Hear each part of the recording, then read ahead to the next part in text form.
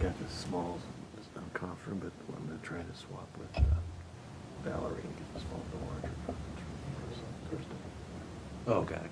Okay. She reserved it, but she's got just a few people.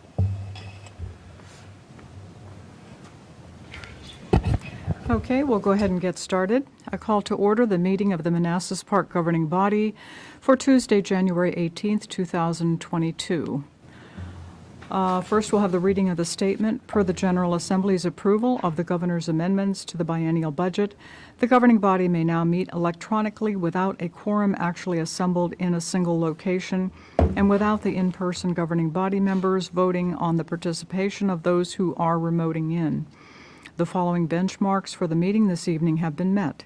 First, the governor has declared a state of emergency for the current COVID-19 pandemic in accordance with Section 44-146.17 of the Code of Virginia. Second, the prevalence of COVID-19 in Northern Virginia makes it impractical or potentially unsafe for the governing body to assemble in a single location, and guidance from state and federal government support this determination. Therefore, the governing body will be meeting with various members participating electronically through GoToMeeting. Third, the meeting is to discuss or transact the business statutorily required or necessary to continue operations of the governing body. Fourth, the governing body will make available a recording or transcript of the meeting on its website in accordance with Section 2.2-3707 of the Code of Virginia. Fifth, notice has been and will continue to be provided to the public using available methods. Lastly, we have made and will continue to make arrangements for public access through electronic means, including the ability to comment. Participating electronically are Councilmember Darrell Moore, Councilmember Alana Mensing, Councilmember Hasib Javed, and Vice Mayor Preston Banks. Those participating in person are Councilmember Yessi Amaya, Councilmember Laura Hampton, and Mayor Jeanette Rischel. Okay, next we have approval of the agenda. There will be no closed meeting, is my understanding. Okay. That's Yes. correct. We're still having some audio issues, so Vice Mayor Banks, Councilmember Moore, and Councilmember Javed can't hear us. They But cannot hear us. They cannot. Councilmember Mensing can. Okay. So I have no idea what's going on here. Okay. Maybe they should We're check having the techni- YouTube channel until Do we you get want- it fixed. I would recommend that they Laszlo? use the phone number to dial in. That's what I did last week. Yeah. Okay, we're going to pause the meeting briefly. We have some technical problems.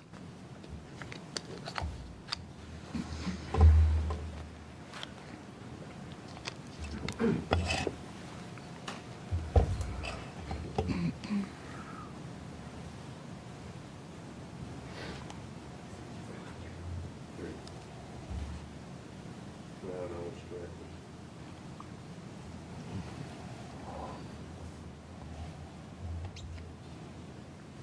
Looks like Alana was trying to speak. Oh, a little bit.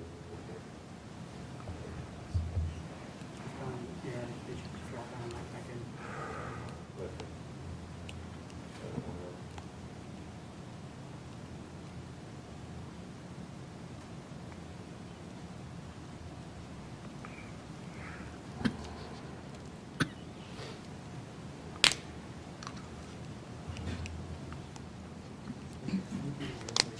I wonder if they can hear each other. They can't hear each other? I'm wondering if they hear each other or if it's like just the whole meeting is having issues.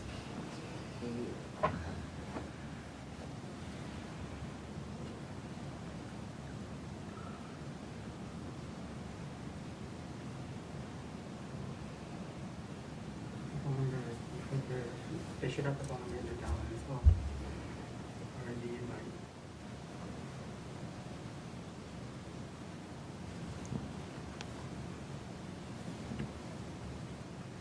So we see Alana back. Let's do it. Let me check.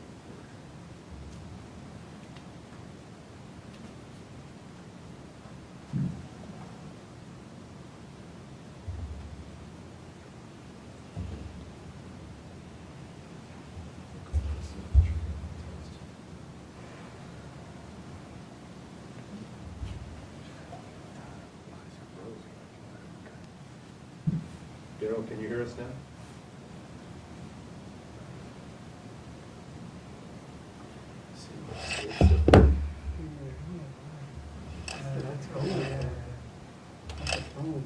Daryl, can you hear us?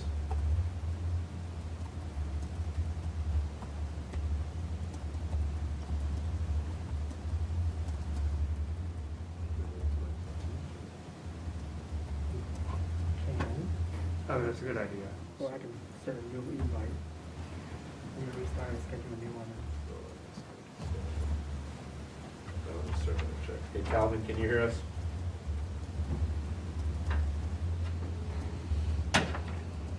Yes, sir. Okay. Chief Soper, can you hear us? Chief Soper, can you hear us? Yes, sir. Okay.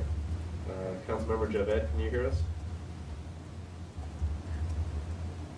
Yeah, I got you on my phone now. That's working. All right, we have a couple issues here with best. Maybe if they go out and go back in. Oh, there he did. Oh, okay. So we tell them to do it one more time. Or try the phone, try with the cell phone. So Caitlin Collier's on the same issue. Yeah. Weird. So Lana's back in. I don't know why it didn't work. Yeah. Alana, can you hear us? Daryl, can you Hello? hear us? I dialed in. Okay, are you able to hear us now? I can hear you. Okay. Can you hear me? Yes, I can. So they need a dial in as well. So on and pressing. Alana, can you hear us? No, it should be some dial in. So it looks like the audio bridge is turned on for some reason. It only allows them to down. Okay, let me hear.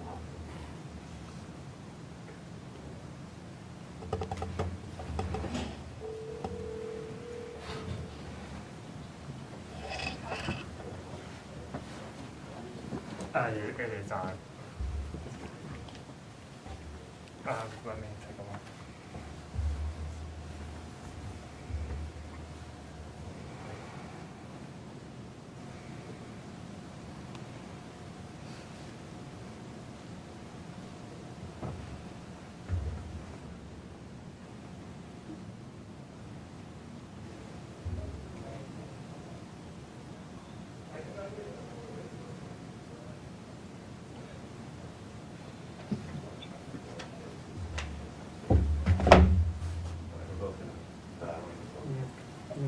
Tell people over chat still.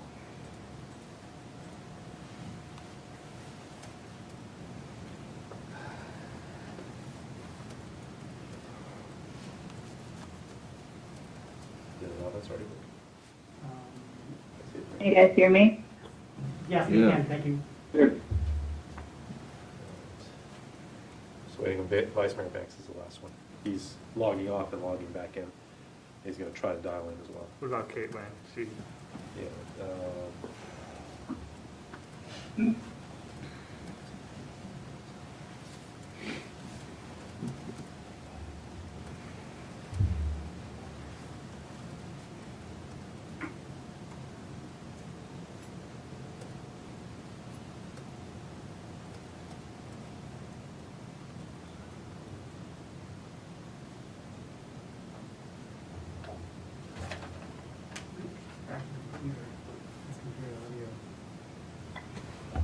she probably just muted again.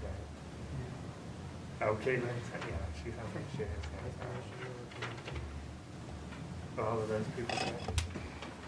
Yeah, okay, it's just, no. Okay. Can you hear me? Yes, Vice Mayor, thank you, can hear, thank you. Things were good then. Okay. Good.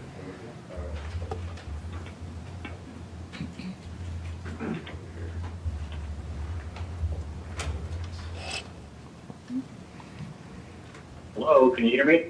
Yes. Yes. Yeah. Can you hear us, Preston? Okay, thanks. We're good to go. We're good to go? Yeah. Okay. Sorry about that, folks. Everything's fixed now. We were about to approve the agenda. There is no closed meeting. Are there any other changes to the agenda? Yes, if we could please strip agenda item 9D. Okay. Item 9D has been removed, incomplete. Okay. Do we have a motion to approve the amended agenda? Moved. Second? All in favor? Aye. Aye. Aye. Opposed, abstained, motion carries. Thank you. Next, we have our moment of silence, and Councilmember Moore, can you lead us in the pledge? Absolutely. Thank you, Mayor.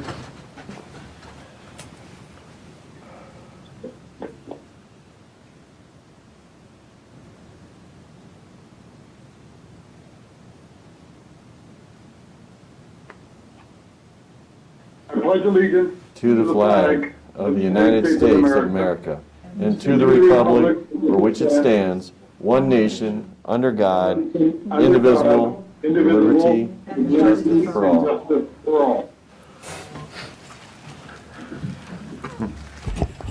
Okay, next we have public comment time. Has anyone signed up to make public comment or sent anything in? No. No one signed up. No one sent anything in? Okay, no emails, No to no both of nothing. those. Okay. Is there anyone here who has not signed up but would still like to make public comment? Okay. Seeing no one and hearing no one, we will move on to information item. Drainage studies of Lower Kent Drive and upstream of Courtney. Is that Calvin? Good evening, Mayor Russo, Vice Mayor Bennett, members of council, citizens and staff. We have a couple of areas of the city that are regularly experience mild flooding when we have torrential rains, faster than expected rains. And we've had some complaints from citizens asking the city to look into trying to mitigate those flood scenarios. The areas that we see this localized flooding from time to time are Lower Kent Drive, just above Flat Branch Tributary number 3, or Flat Branch Tributary B, and then upstream of Courtney Drive, that is Flat Branch Tributary number 3, just above the Courtney Culvert in the area around the Baptist Church on Manassas Drive. We reached out to Bowman Consulting to see what the drainage study for these areas would look like. Of course, there's multiple reasons why we could localize flooding in those areas. Could be backwater from the creek itself, could be undersized drainage system. So look at the area of Lower Kent, which is a relatively small drainage area. The study would be around $45,000, $45,169. And that would look at the possible causes of the flooding and also some improvements that we could try to put into place to reduce any flooding risk. And the same goes for Courtney Drive, but that area is a much larger drainage area, and the study along that area, of course, is more complicated because of the size of the drainage area, and actually comes out to $113,000, almost $114,000. We don't have and had not planned in the budget to do this study this year. So the professional services line in stormwater is not actually, was not budgeted to handle this item. We do, of course, have the stormwater repairs, replacement, upgrade, and maintenance line, which because this study would then probably lead into some improvements, would be one possible option. But what we're looking for today is governing body direction on whether or not to continue to pursue studies like this, to see if there are improvements we can make to try to mitigate flooding. And again, this is just the study costs. These aren't the actual capital improvement costs, and we wouldn't know until after it was complete exactly how much money we would need to spend to try to mitigate flooding in these areas.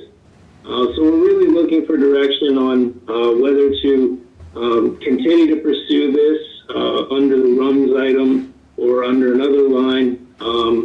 And that's, again, we would have to take the recommendations of the study and come back to you with some capital improvements in the future and future capital improvement plans.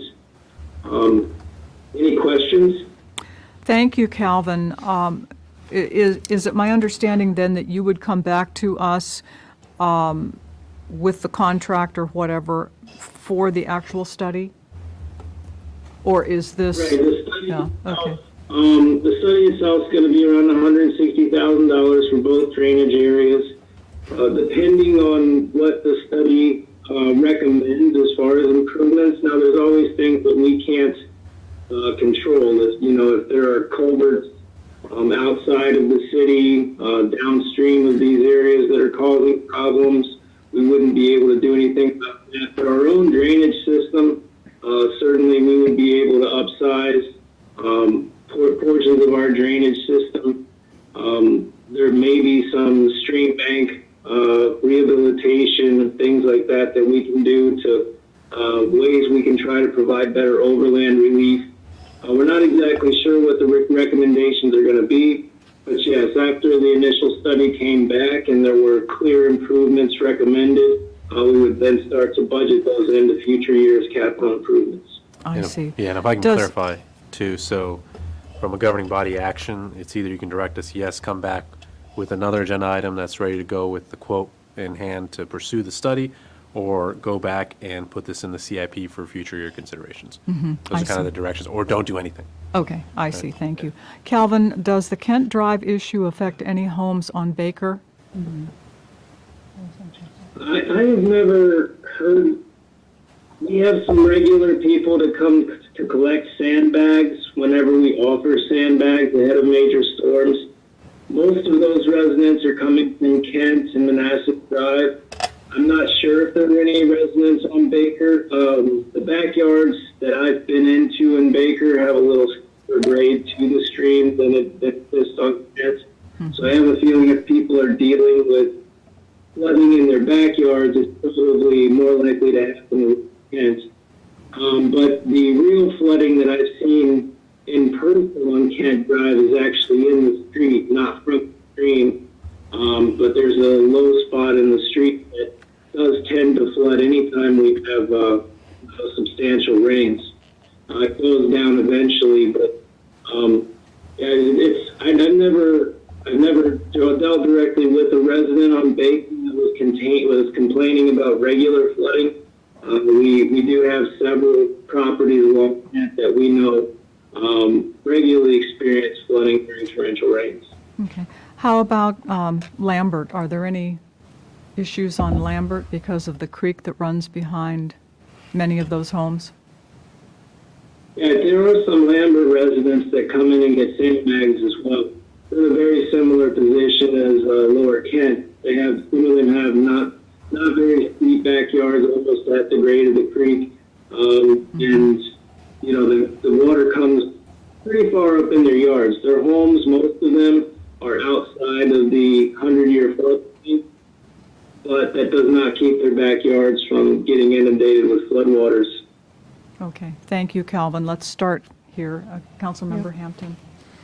If we were to say, yes, go ahead with the study and you have to take the money out of the stormwater repair, what would we have to omit or give up or postpone to use those funds for the study? Well, the RUMS line item is sort of all-encompassing line. So there's several projects in there. For this particular year, we were looking at a lot of infrastructure, underground, not corrugated metal culverts, but corrugated metal pipe that needed to be replaced. But this, again, the RUMS is an all-encompassing line item. It's not one particular project. It's a whole myriad of stormwater repairs, replacement, upgrades, and maintenance. And I can't say for sure exactly without detailed analysis what exactly we would have to put in order to do it. But, there's nearly $300,000 in the line. So we would certainly still have some money for cushion if we had major repairs, emergency repairs that needed to be executed. But yes, it is a substantial portion of the budget, and I'd have to come back to you with a more clear answer on what exactly we would postpone or continue. Okay. And I have one more question.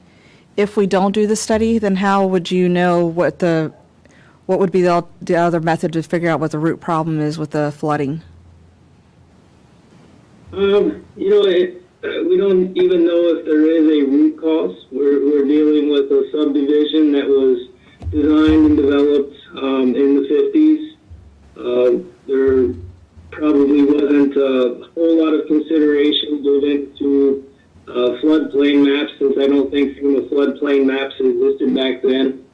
There certainly were design standards, but really there's not many structures. The Courtney Culvert is certainly a structure that is erected along the creek. We don't have structures along the creek, along Kent Drive and Baker Street. There's a structure downstream in Prince William County, and we've researched that structure. It does appear that it was built to handle the 100-year storm. So it really probably is not one issue, probably a combination of issues: slightly undersized drainage system, the need for better overland relief, potentially just when that culvert downstream outside of the city does become partially blocked, could be backwater from the creek itself. Upstream of Courtney, we could find out there. One very obvious cause would be the Courtney Culvert itself. Is it undersized? Could it be enlarged to handle the 100-year?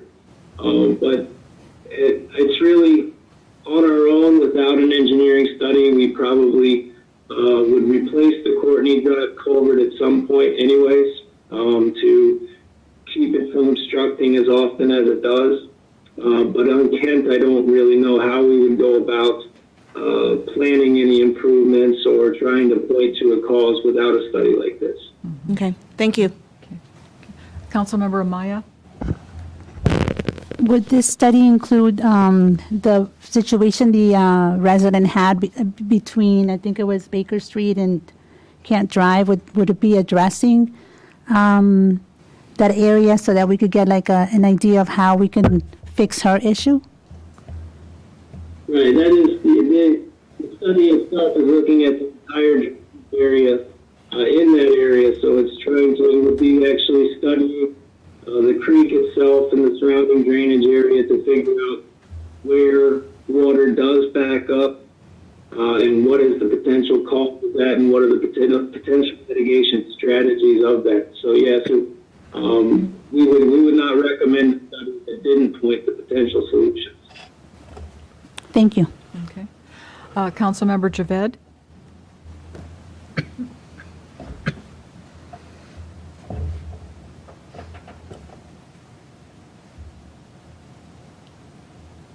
I think he's speaking. Yeah, we he can't needs to hear speak to him. his phone. Are you speaking, Hasib? Are you speaking? Let's see, you have to unmute. Or speak to his phone. Yeah, last week when I tried to unmute myself a couple times, it didn't work. Let me try. Can he hear us? Can you hear us?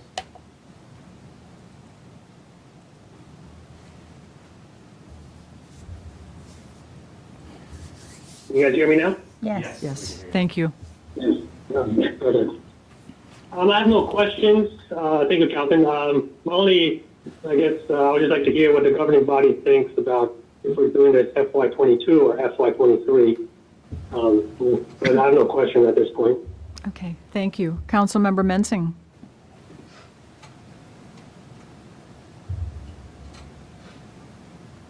You're on mute. They have to use their phone, I think. It's so complicated. There we go. There you go. Oh, no, it's not working. I still can't hear you. Hold on, Alana, it's still not working. Let's see. Maybe you have to unmute her on your end again.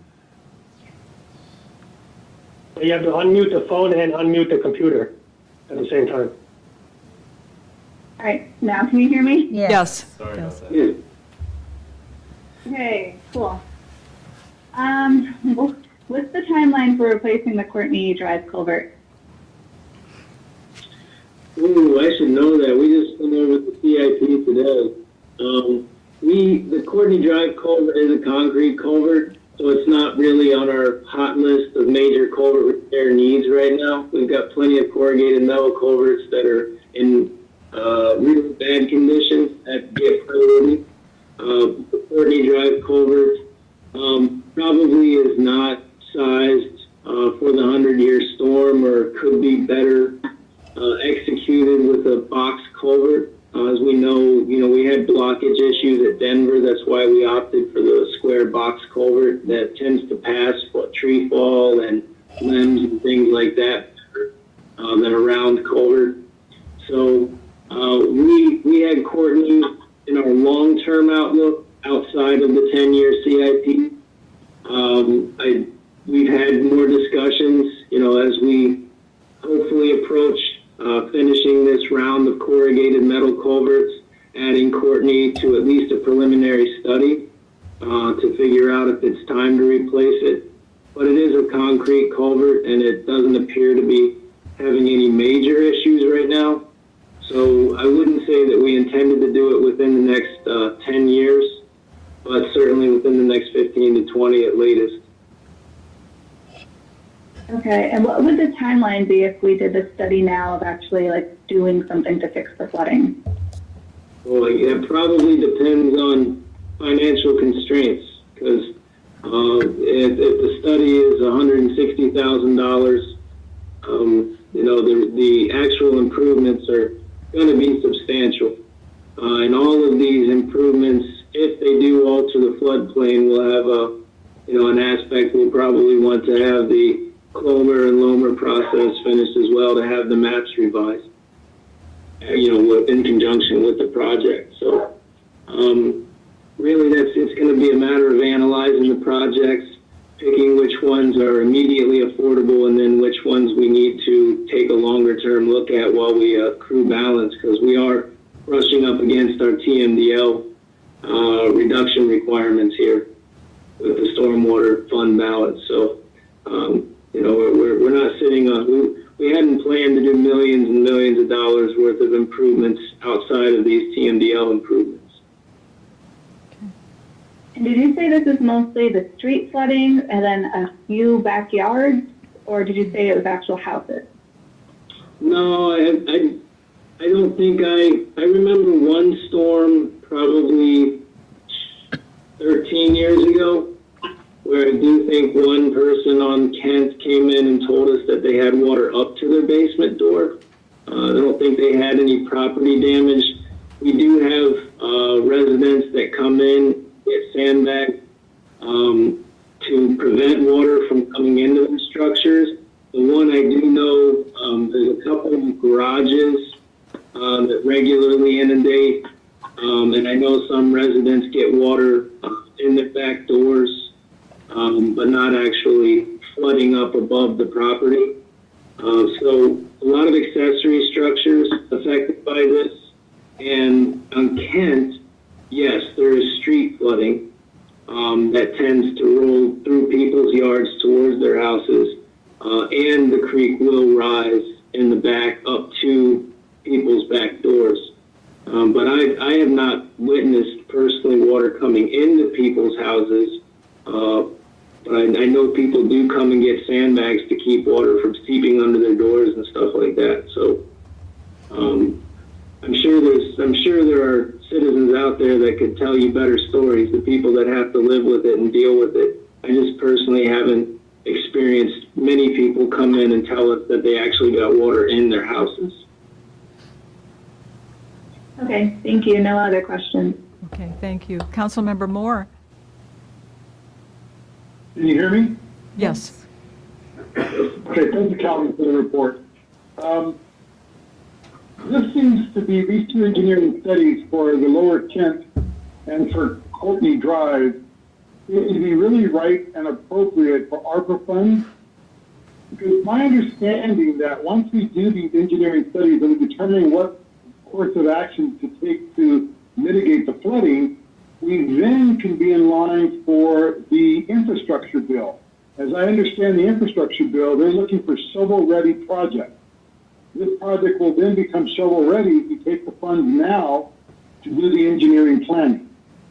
So I know we don't have the money to do the capital improvement, and we'll probably put way down our list, but this gets us ready to apply for infrastructure bill money, which are in the millions, and they're looking for improvements to water and stormwater enhancement. So I think we should take the money, get the engineering studies done with the ARPA funds, and then hopefully we'll get some funding from the infrastructure bill to finish these projects. I will say that these are not design. This is not a design engineering contract. So this study would identify potential problems and potential solutions. But each one of those individual solutions would then come with a further aspect of design prior to being shovel ready for construction. So some of them may be very well best suited for design build, where we combine the design and the construction in a single contract.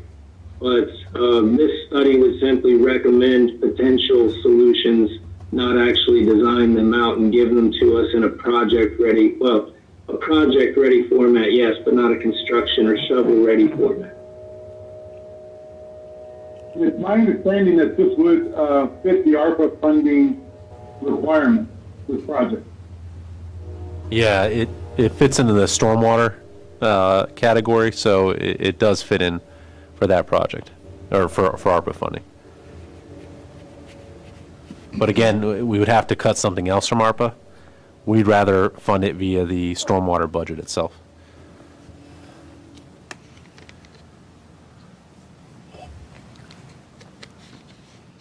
Do you have a follow-up, Councilmember Moore?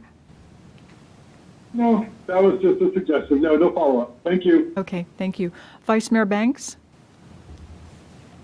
Can you hear me? Yes. Okay.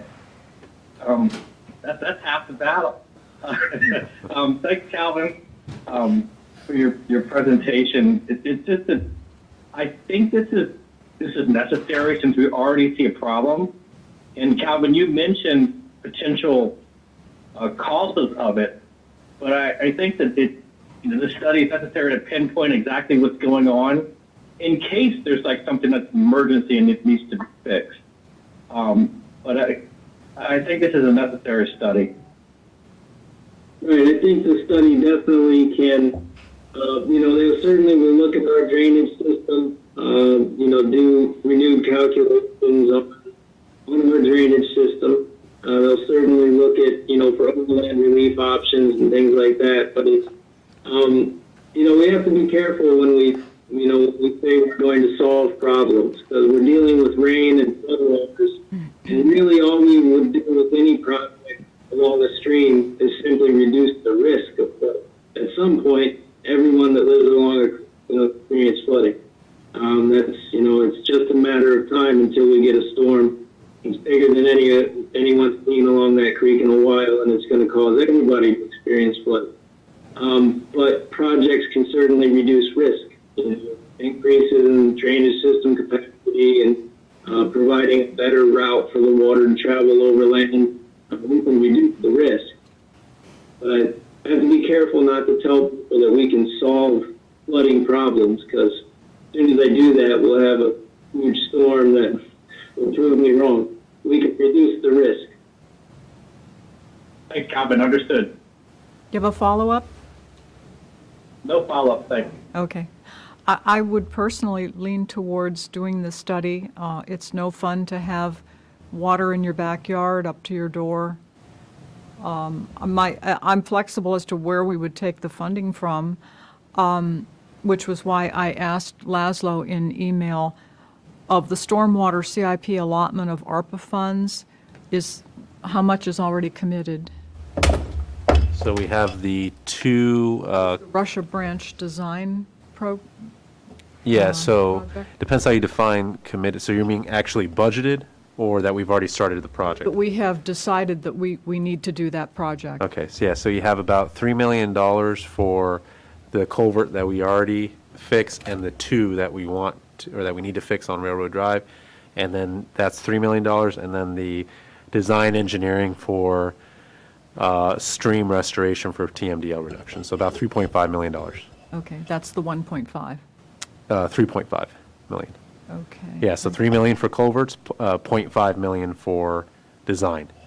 Okay, okay. Yeah, so 3.5. So is there any extra on that or not? What, is that, Well, it's a total $21 million budget, so it's your all's discretion if you guys want to remove other items Okay. to increase the stormwater budget. okay. Yeah. Well, let's take the pulse of the governing body, what everyone would like to do. Councilmember Hampton. I think we need to go through with the study. I don't think anybody, I wasn't even alive back then, but in '72, there was a great flood, and where the majority of Manassas Park was under great flooding, and so it does happen. Yeah. Where it comes from, I am leaning a little bit more towards the stormwater fund versus ARPA, because with the ARPA, then we have to go back through and we have to reprioritize. And I just think time is of the essence. So that's my thoughts. Yeah, I agree. And to Calvin's point, we're not going to know what we have to do until we get this study. Yeah. So, Councilmember Amaya? I kind of would like to know what you think in regards to how this would help or how this would be beneficial for the community. I would like to hear what Calvin has to say. So how bad is it, and what do you guys think needs to be? It's definitely, so we know there's issues with residents have already complained to us, but it's also more proactive. We know that severe weather events are happening more and more, so we want to jump ahead of the game and not be caught saying, well, we didn't really plan for anything if a severe event happens in a few years. So, and to Councilmember Moore's point, this is step one if we do want to pursue further grant funding, is at least having the strategy, the identified projects that we could then evaluate which ones are, do we think are grant worthy to kind of build a strategy to fix this, applying for infrastructure bill funding. Because to Councilmember Moore's point, there's funding out there, so the more information you have when you're applying for grants, the more helpful it is to win the grant. So to have a study like this when we submit funding, whether for design build projects or whatever kind of funding that we're going to pursue, it helps us out with the effort, but at least it lets us know what are the options and what is the scale, right? And then you have to look at that and see, kind of weigh that with risk at that point. But I'd like to hear from the professional kind of design or engineer company, what is the real risk? What are the solutions? What's the magnitude of the solution, right? So that we can all weigh the costs and benefits and decide kind of what direction we want to pursue. And if we want to pursue it, try to hit some grants first and try to get it done that way. Thank you. Okay. Do you have a preference? No, I'm for. Four, Yes, I'm yes, for, okay. yes. Councilmember Javed?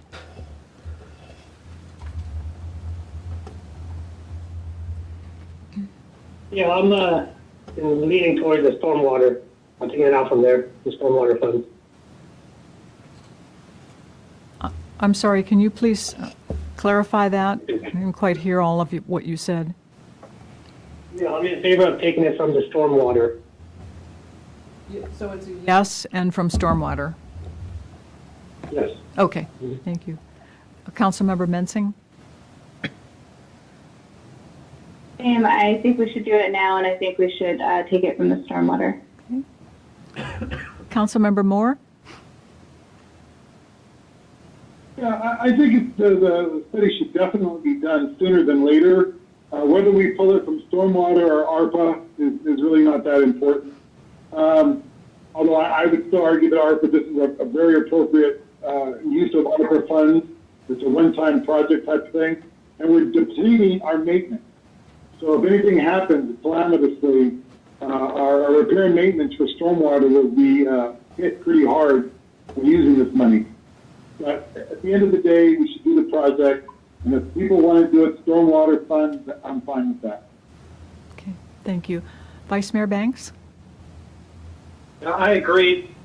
Do the project now, either fund, ARPA or stormwater. Okay, so that it's unanimous that it be done. Several of us are unequivocal as to whether we would want it to come out of the stormwater or the ARPA. 1, 2, 3, 4.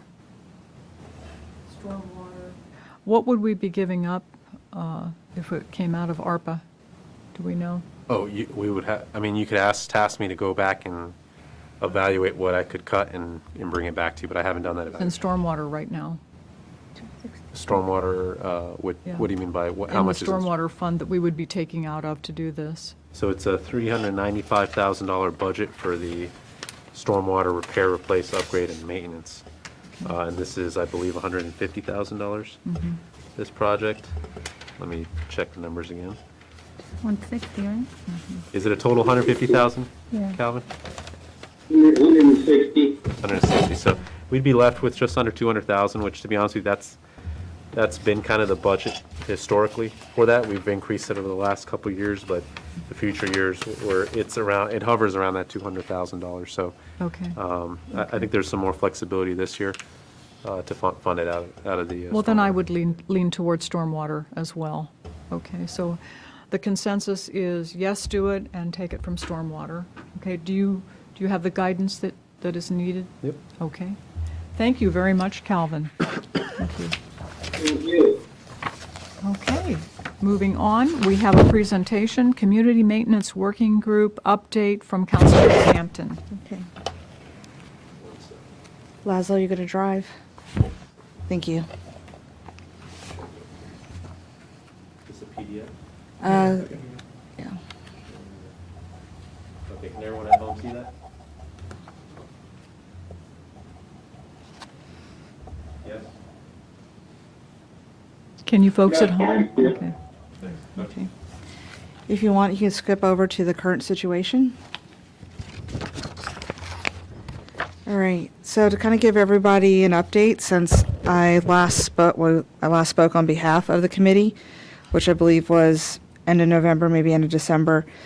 We've had 3 meetings so far, December 3rd and 16th and January 13th. Most of December was dealing with preparing for the Winter Light Extravaganza, which was held on the 17th of December.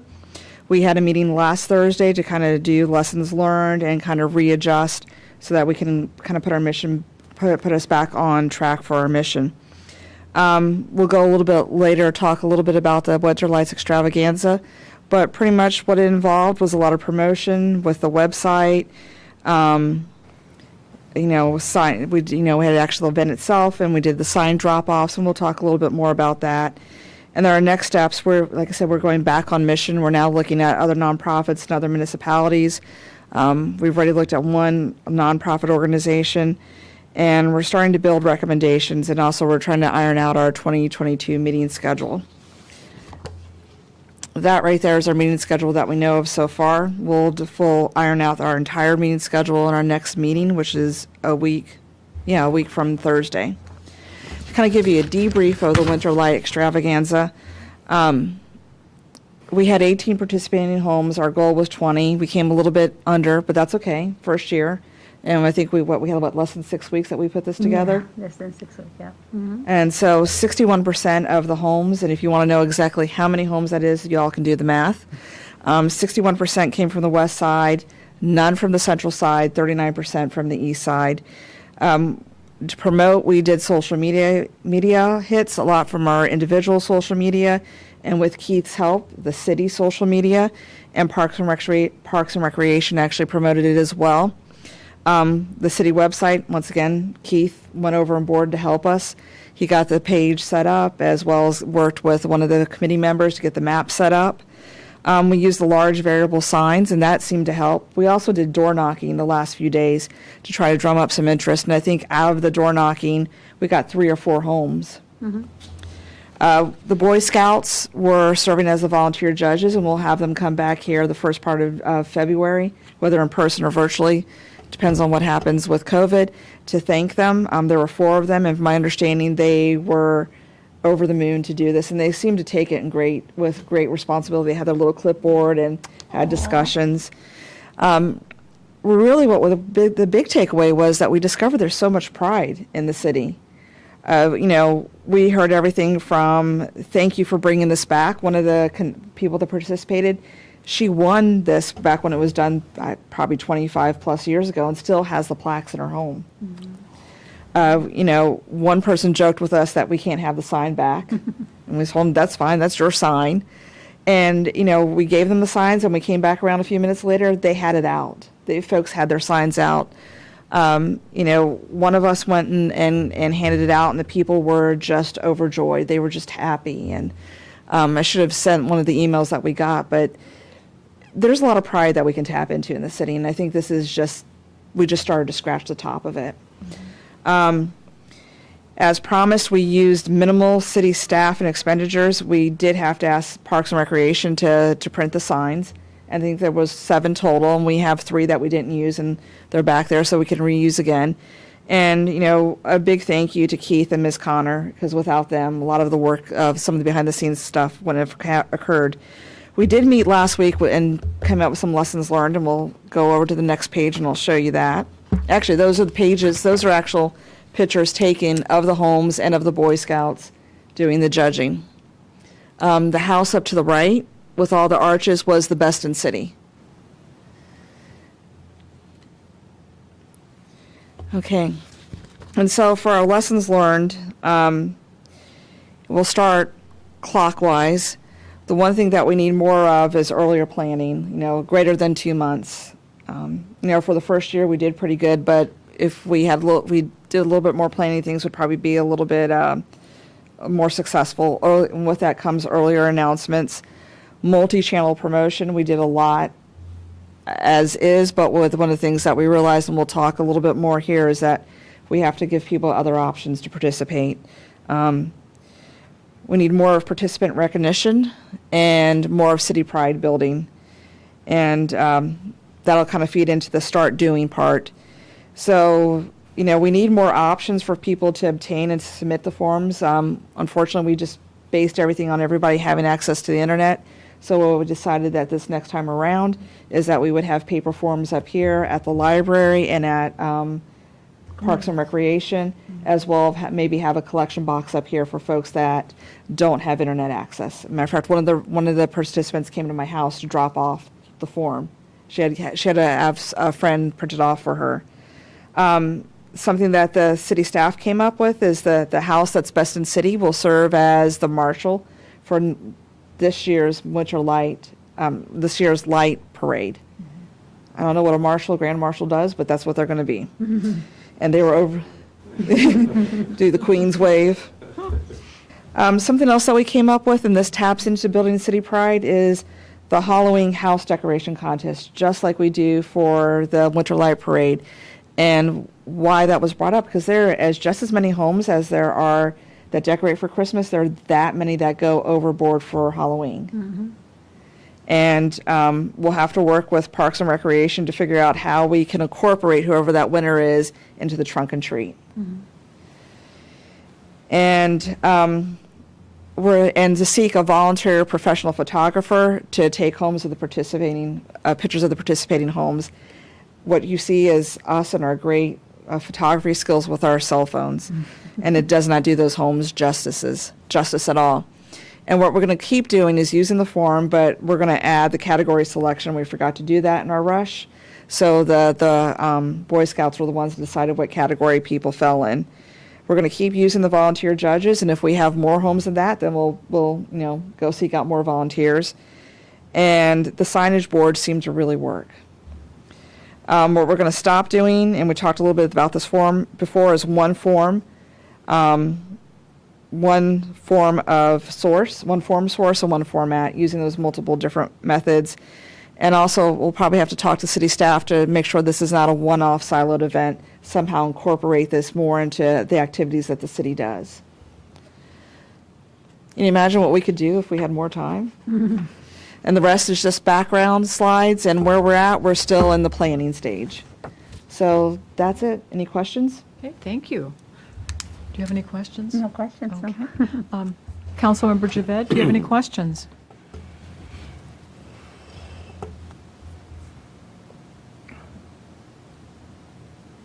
Is he talking and we just Hasib? don't Can you hear know? me? Yes. Yes. Okay, sorry. The only question I have, I guess, is, is this group still working on addressing other issues? I know you said you're still in the planning stages.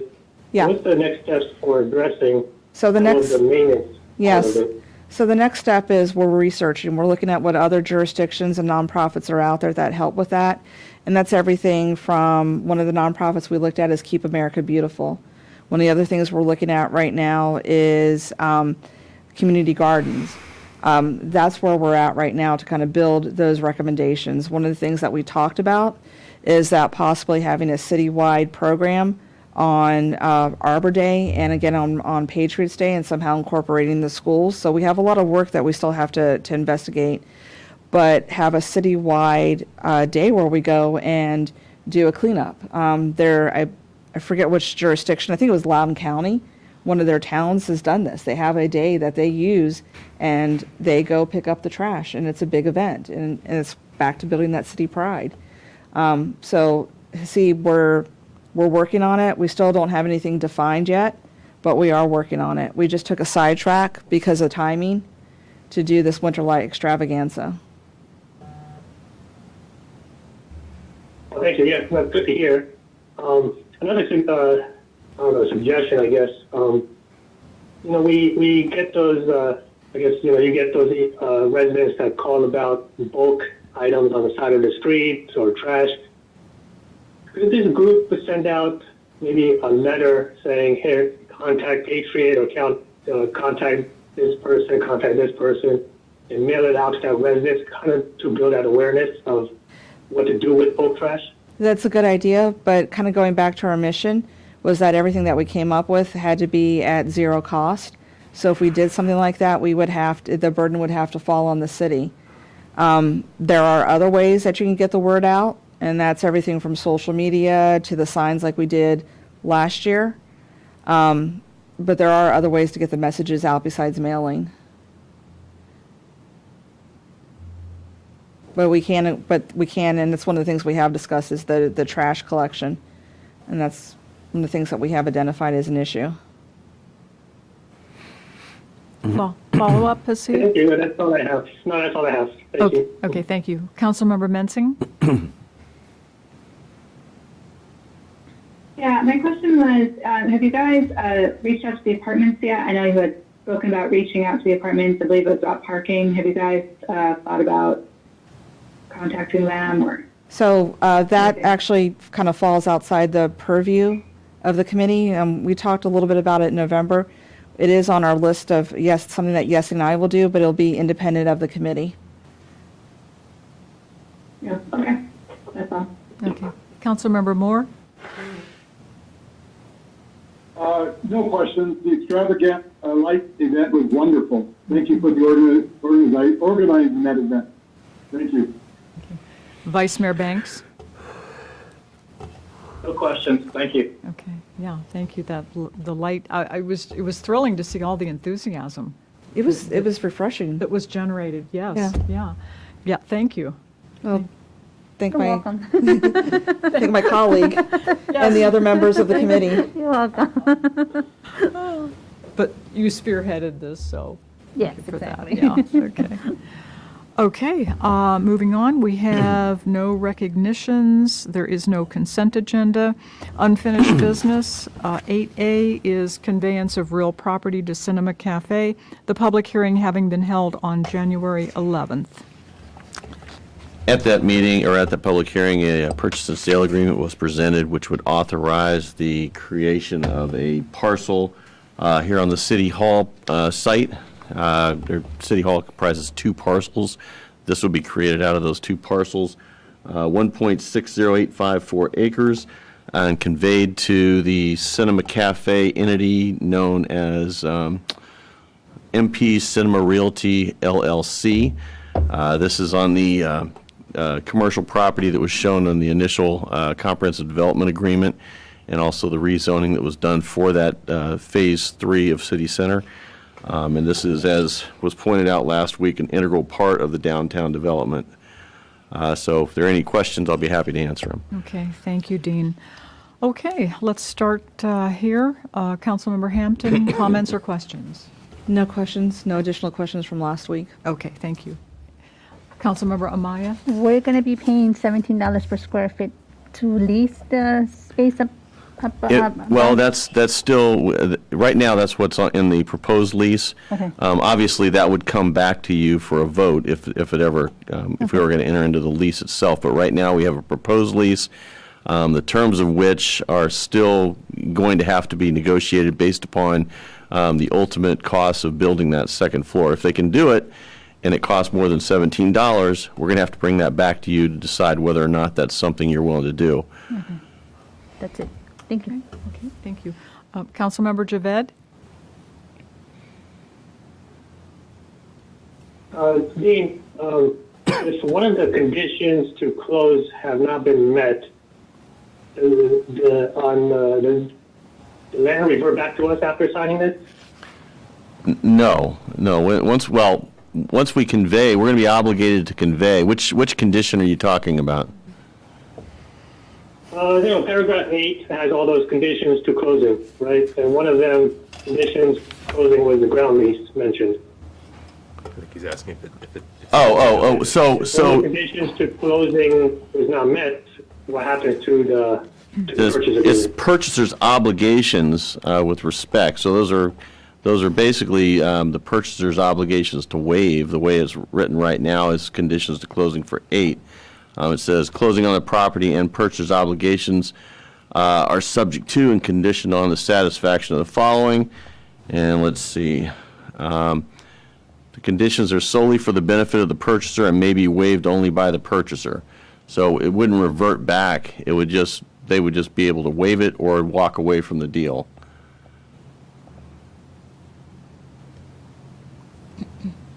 Right, so if they walk away from the deal, then this contract is null and void, right? Right. It depends on why. So obviously, they're putting down a deposit, not a very large amount, but obviously they'd lose their deposit if they did it for reasons other than the initial study period, or if there was something that we were supposed to do and we refused to do it, they could waive it or they could terminate the contract and take their deposit with them. Right. Okay, sounds good. All right, thank you. You're welcome. Thank you. Councilmember Mensing? No questions, thanks. Thank you. Councilmember Moore? No questions. Thank you, Mayor. Thank you. Vice Mayor Banks? Hey, Dean, I've got a question. And following up on Councilmember Javed's question, what does waiving it mean? Does that mean the purchaser, it doesn't go back to the city, but it stays with the cinema cafe? Yeah, waiving the condition just means they can move forward with the purchase without that condition having been met. Okay, so if it's not that important to them, they can just waive it and move forward. And so they still have the property, they can use it, they still have to use it for a theater, or can they use it for whatever? So I think there's a lot of, so going through the conditions themselves, those should be the the conditions are separate from the other areas of the contract itself. So I'm not sure exactly which section you're talking about. Is there a particular condition that you're concerned about? The ground lease. Okay, the ground lease is, where is that? Number 2, 8.2. So if they waive number 2, Yeah. what can they do of lot B1? Do they have to build a theater? Well, they won't be able to do, so we're not going to be able to do, we're not even going to be able to create this, well, I guess we could, but we're not going to be able to do anything until we get out of City Hall. I mean, because this parcel will actually cover a part of City Hall itself. So while we could theoretically create the parcel and hold on to it by the city, it's just a paper parcel. Like right now, City Hall straddles 2 parcels, both of which are owned by the city, so it doesn't matter. So we could theoretically create the parcel and not cause a problem, but we wouldn't convey it over until we actually had the city moving out. So they would only waive it if we were not able to do that, and I don't know why they would want to, because that ground lease prevents them from doing anything. they can't build with the ground lease there unless there is unless we get the GH City Center to agree to allow them to do it for an interim basis. So that's still an ongoing discussion, but ultimately they're not going to be able to have that cafe or that cinema cafe there if the ground lease is still in place on that property. So they can waive it, but they're not going to be able to do anything with it. So I'm thinking about worst case scenarios just to make sure I've got everything, all the options considered. If they waive condition 2 and they can't build the cafe, that property is still theirs, lot B1. Yeah, that's theirs. Right? That's theirs. They just hold on Even to if it. they don't build a theater. Right. There is no reverter clause in here. There is a provision that if they don't construct within a certain period of time, they have to pay us lost tax revenue, but that's a separate issue. Sure is. And that's an uncertainty there. That the city, the risk that the city has to take in this agreement. Okay. What's the city's risk? It's number 2. What I Do just we mentioned. do we sell them the land and they can't build? I mean, I'm in theory, nothing is ever like not risky. There's always going to be some type of risk in anything you do. And specifically with this agreement, I'm just pointing out the risks that are the city takes on. That's all. Well, right, but I don't see why they would waive that condition. I mean, so they buy the land, and now, the VRE gets built, and they're supposed to have a building there. They don't have a building there, and now they're paying taxes, lost tax revenue. Why would they do that? Yeah, so the risk is bigger on them, Preston, right? The only risk, there is no real risk to us unless you value keeping the title of the land to the city. There's nothing that can happen to the land without 2 going away. Does that make sense? So the real risk is on the theater itself, because they have to pay taxes and not be able to develop anything. That's why, to Dean's point, they're not going to, they likely would not waive that. I don't see why they would waive that, unless they anticipated the ground lease. Maybe they were coming up on a deadline, and we had to close, and we were very close to getting the amendment to the ground lease. Maybe they would be willing to take that risk at that time, but that's a huge risk. And just leave the building empty and write it off as a passive investment. We've heard that before. They can't. Yeah, but they'd be paying us lost tax revenue, though. I mean, we're talking a significant amount of money. Mm-hmm. How long do they have to pay us for this lost tax revenue? Until they finish the building.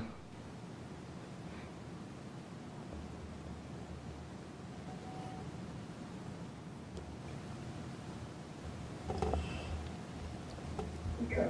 If, we can look down there at the, if you look at number 13 on page 14 of 114 of your packet, reimbursement for lost tax revenue. I got it on my tablet. So they have 120 days following the completion of the parking garage to commence construction, and then diligently pursue, and they have to have it done within 12 months. It's just construction of the building. It's not having the theater operating it. It's just the building itself. Yeah, but let's say they build it and it just sits there vacant. They're still paying us the tax, lost tax revenue. I mean, there is no, I can't imagine a scenario where they would think that would be a good business plan. Yeah, that's true. All right, it's just some things I'm just considering. That's all. That's enough questions for me. Well, I'll just point out that we put in the lost tax revenue for your concerns, because in the past, the city has tried to have buyback provisions, reverter provisions that have really actually done the opposite of what they were intended, because banks don't want to touch those, because now the city basically has a priority lien. We can take away everything that they've planned for, so their whole portfolio just goes up, poof, if we want to. So we crafted this in a way to avoid that problem, but still we used the concept that we used over at the Palisades, but we did it now for, up front as part of the consideration. Because, in this thing, they are getting the land for next to nothing, for a nominal value, with the understanding that they're going to build a cinema cafe there that's going to bring in substantial tax revenue and also create that critical mass in the downtown area.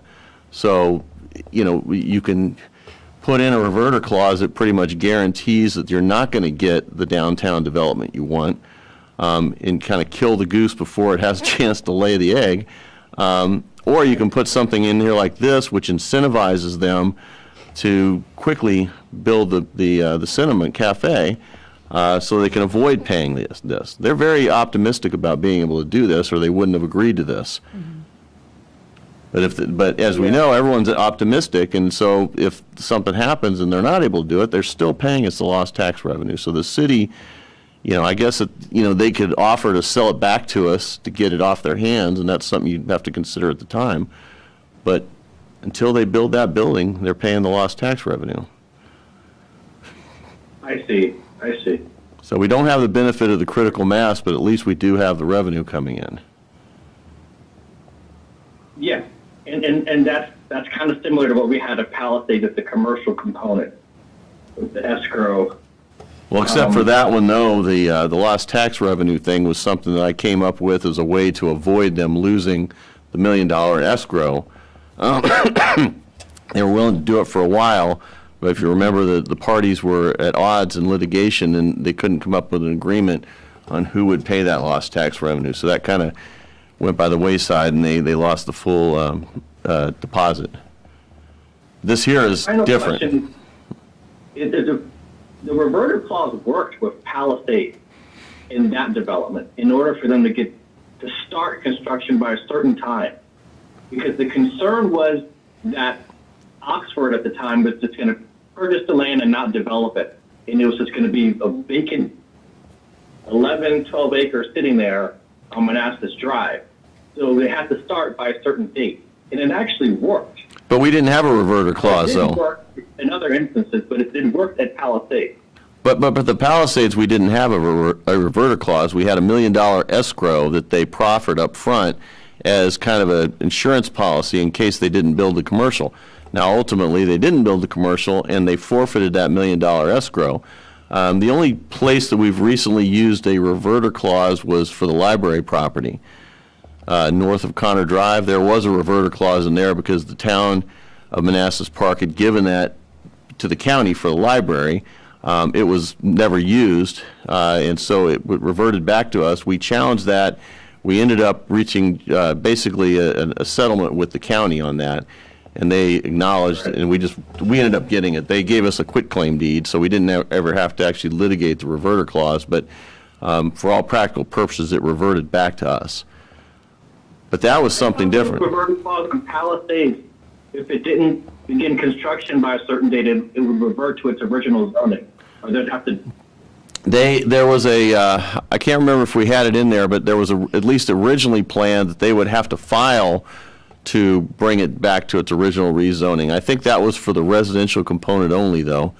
They had to substantially. Right. And that was an impetus for them to begin construction.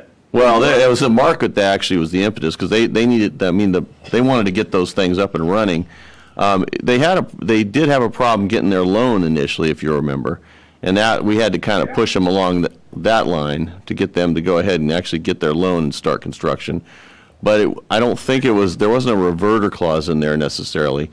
There may have been language in there for the rezoning, but you can't have a zoning reverter clause where it automatically reverts to its previous zoning. We had in there a requirement that they would apply for a rezoning to bring it back to its original zoning state or zoning district. Now, I'm just speaking off the cuff because something like that similar for this agreement. Well, but it's already zoned. With that. But it's already zoned. The city zoned it. Remember, we zoned it to mixed use. Yeah. So there's no. Yeah.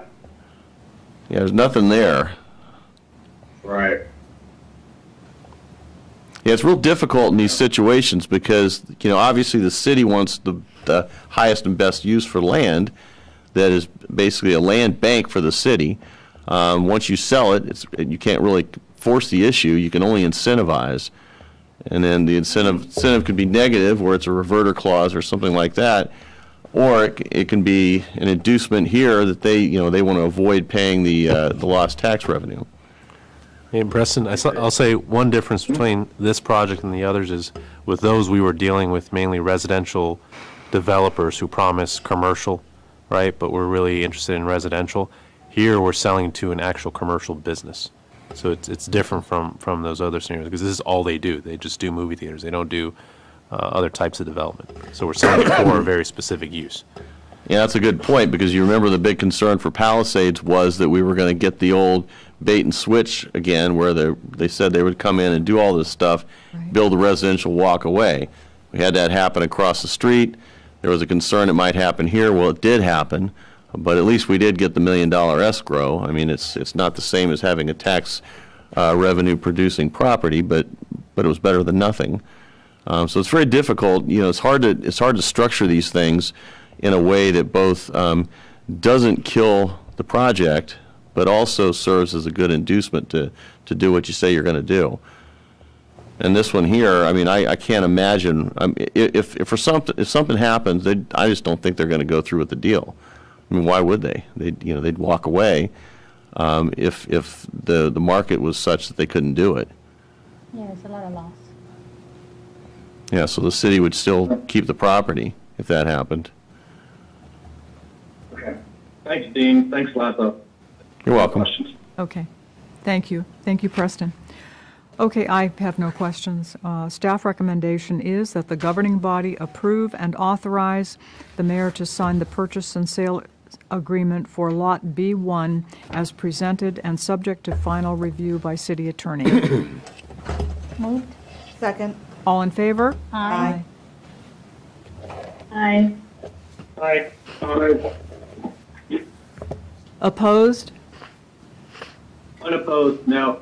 Okay, abstained? Okay, Lena, that was one abstention by Vice Mayor, No. that was a One no. no, an opposition from Vice Mayor Banks. Thank you. Okay.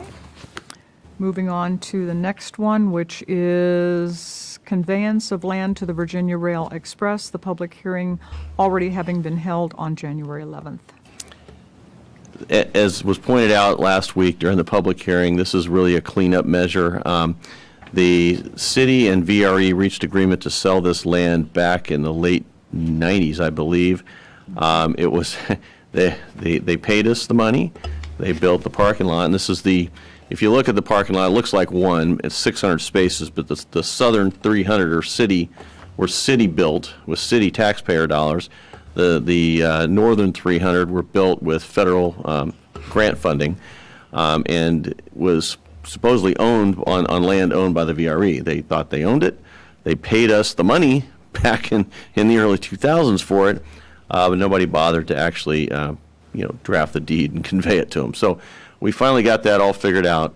This is something that was part of the larger agreement for the parking garage and the parking lot that the governing body already approved. Out of an abundance of caution, we decided it was best to hold a public hearing specifically on this, so we didn't have to ever come back and do anything with this again. This would create 5.76853 acres, known as Outlot E, that would be conveyed to the Virginia Railway Express by the same deed. So it creates the lot, reserves easements to the city, and conveys it to the VRE. Thank you, Dean. Okay. Questions or comments, Councilmember Hampton? No. Okay, thanks. Councilmember Amaya? No question. Okay. Councilmember Javed?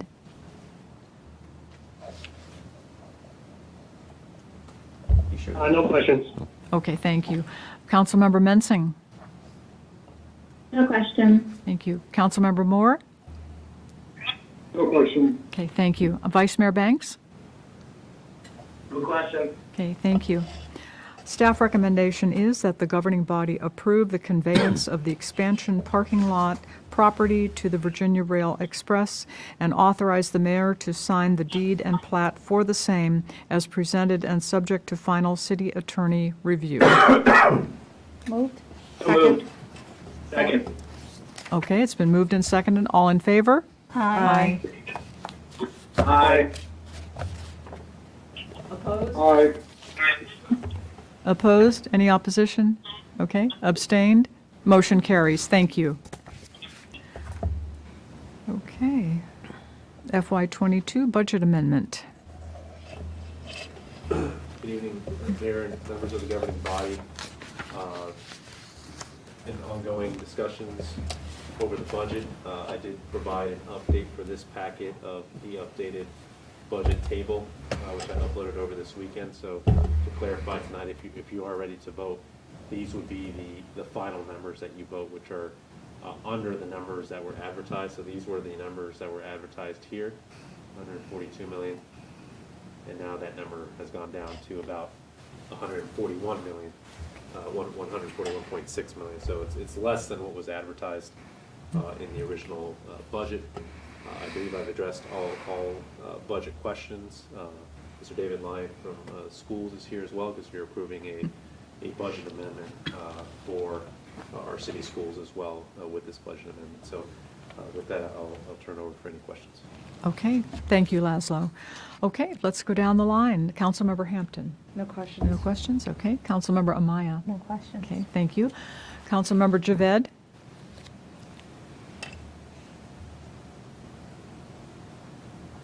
Yeah, I think Laszlo answered my question on email. The only thing I guess concerned about is maybe putting a couple of monies set aside for COVID-related instances.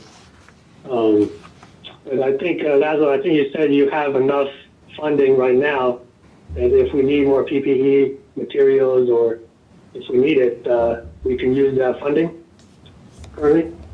Yeah, we have budgeted every year for both PPE and cleaning supplies, and that's something that Keith and the team kind of review to make sure we have enough inventories. We did a pretty big purchase with CARES Act. We're still doing very well with all the inventories. We were burning a lot higher, I would say, probably during the early stages of the pandemic. Not so much anymore. We did go back this month to the mass, so but we have plenty of stock of different inventory as well for all the PPE. So we're not worried about PPE going forward. Did you have a question about the culverts? I thought. Did I miss that? What was that? Did you have a question about the culverts as well? I thought I heard that. No, not COVID. I was saying COVID. COVID. Okay, my apologies. My apologies. Yeah, I mean, the other concern was these the departments, that are understaffed and that if they're out sick for COVID, then the whole department basically shuts down. What do we have a plan in place or something in place that if we need to outsource during the interim, do we have the capability to do so?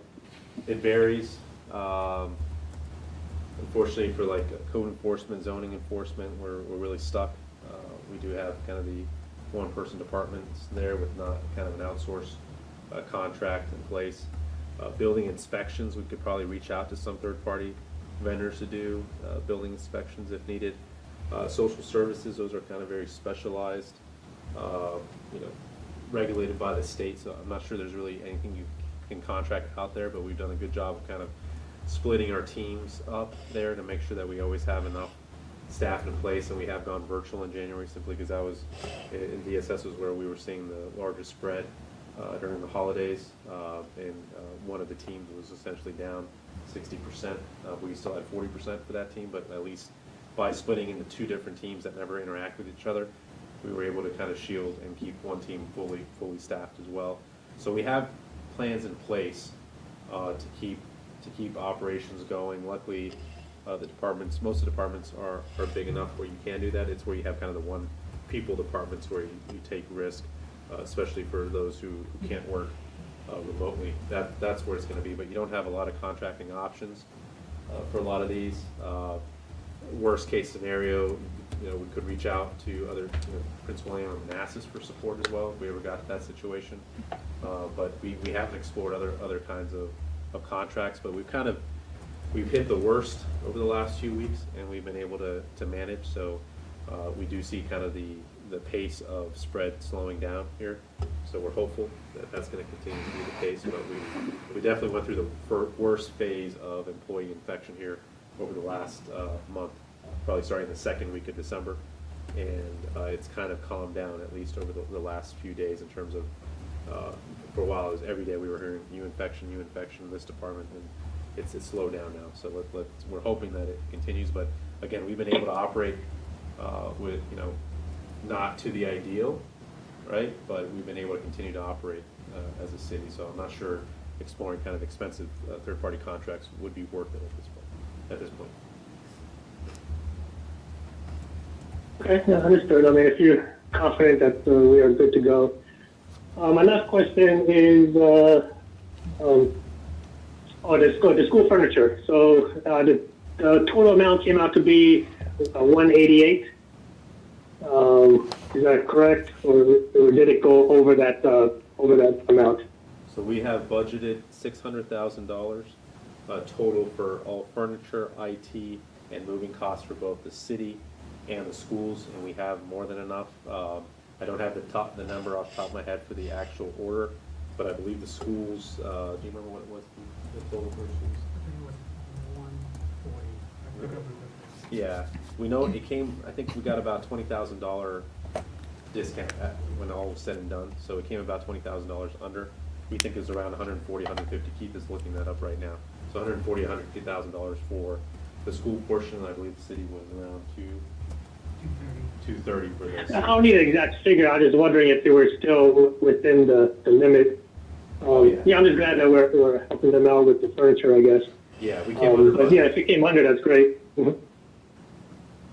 Now, we still need to price out kind of the moving expenses as well, so we're happy we have that cushion to kind of go move forward with, because we do have to move a lot of existing furniture over as well. We're not replacing everything. We were just really outfitting everyone who needs cubicles with those, and new chairs as well for people.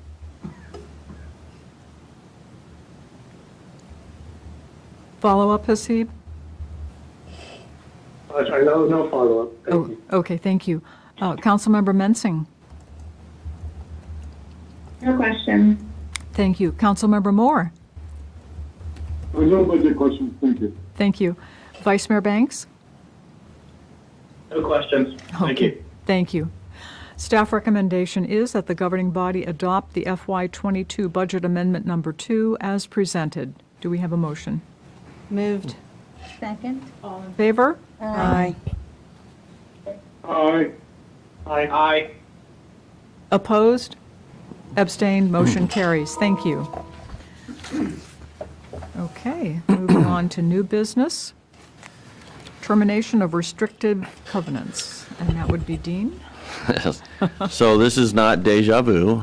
You may remember we had to remove some restrictive covenants on the property that City Hall is being built on because the governing body back in the 70s, when it was selling land, decided it would do a belts and suspenders and prevent any future governing body from allowing a rezoning to anything other than industrial, which is contrary to law in my opinion, but rather than try to get a declaratory judgment in court, it's easier to just remove the restrictive covenants if you can. Now, for the City Hall, we had to go through a rather lengthy process of using eminent domain to condemn that, and ultimately we didn't have to, and we got enough signatures to get it removed. So the requirement is you have to have more than 2/3 of the owners of more than 2/3 of the property that was submitted to the declaration have to agree, and the city as the declarant has to agree to amend or do anything, including terminate the covenants. So in this case, we're fortunate that Oxoilu Properties, which is the city entered into agreement with for Phase 4 of City Center, Oxoilu owns enough land that combined with what the city owns in the form of right-of-way that's been dedicated over the years, city and Oxoilu together have more than 67%. So this, if approved, this declaration would remove those covenants on that land, allowing for the Phase 4 development to go forward. Thank you, Dean. You're welcome. And as with other past mistakes, we don't know why they did what they did. I don't have a clue. Okay, no problem. Councilmember Hampton, comments or questions? Just the long and short of it, if we don't pass this, then there is no There's no Phase 4. and then we just have nothing. Right. Yeah, well, I mean, I guess so. They're covenants, so if you don't pass this, then one of the two remaining the owners of one of the two remaining properties could challenge the development in court. Now, if that happened, we of course would file a friendly motion or a friendly brief saying that this should have never been done. Honestly, I don't want to have to go through that. So this is something that allows us to move forward with the entire downtown project. You may remember that this Phase 4 allows us to have the 150 space parking to help us remove the ground lease on not only City Hall, but back on the Connor site. So, it's just this big, a lot of things. Interweb. Yeah, it is. And so this is a very critical part of the downtown development. Okay, thank you. You're welcome. Thank you. Councilmember Amaya? No questions. Okay. Councilmember Javed?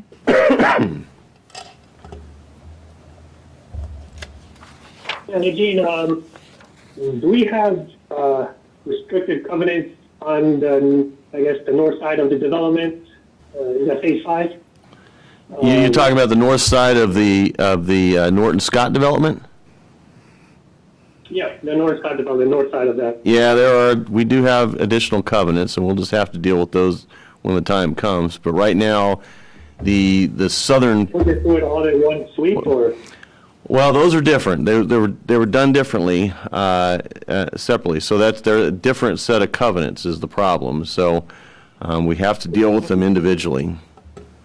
I mean, we could try doing it all at once, but it would be a declaratory judgment with the court saying that the governing body did not have the authority to do this, because you, as a governing body, cannot restrict the future legislative authority, and zoning is the quintessential legislative authority of a governing body. So I don't recommend that, though. It's an expensive undertaking. We may want to do that at some point down the road when we have a lot of time and we have some very energetic, volunteers that want to go around banging doors up.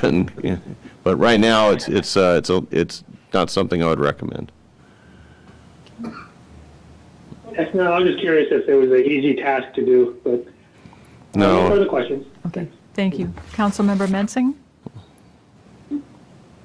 No question. Thank you. Councilmember Moore? No question. Thank you. Vice Mayor Banks? No questions, thank you. Okay, thank you.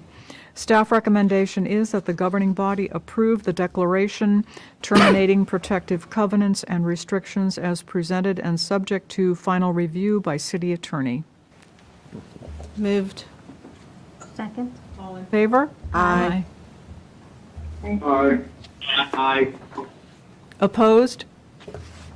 Abstained? Motion carries. Thank you. Okay, next, Community-Oriented Policing Services Grant. And that would be Chief? Chief? Yeah, can you guys hear me? Yes. Yes, welcome, Chief. Good evening. Good evening, Mayor, members of the governing body. I'm here tonight to present forward a COPS hiring grant we were awarded back in November. The COPS hiring grant is a program through the Department of Justice, which is a competitive grant designed to provide funding directly to law enforcement agencies to hire or rehire additional officers in an effort to increase their community policing capacity and crime prevention efforts. The grant is a 4-year commitment. I know it says 3 stations, but it is a 4-year commitment with 3-year funding and 1 year of retention requirements. So it's a 4-year commitment. To give you a little background on what happened, how this came to light, on June of last year, the police department with the assistance of Merchant McIntyre submitted an application for 2 police officers positions. Tonight, I'm pleased to announce that the DOJ notified us back in November that we were awarded 2 positions for a total of $250,000.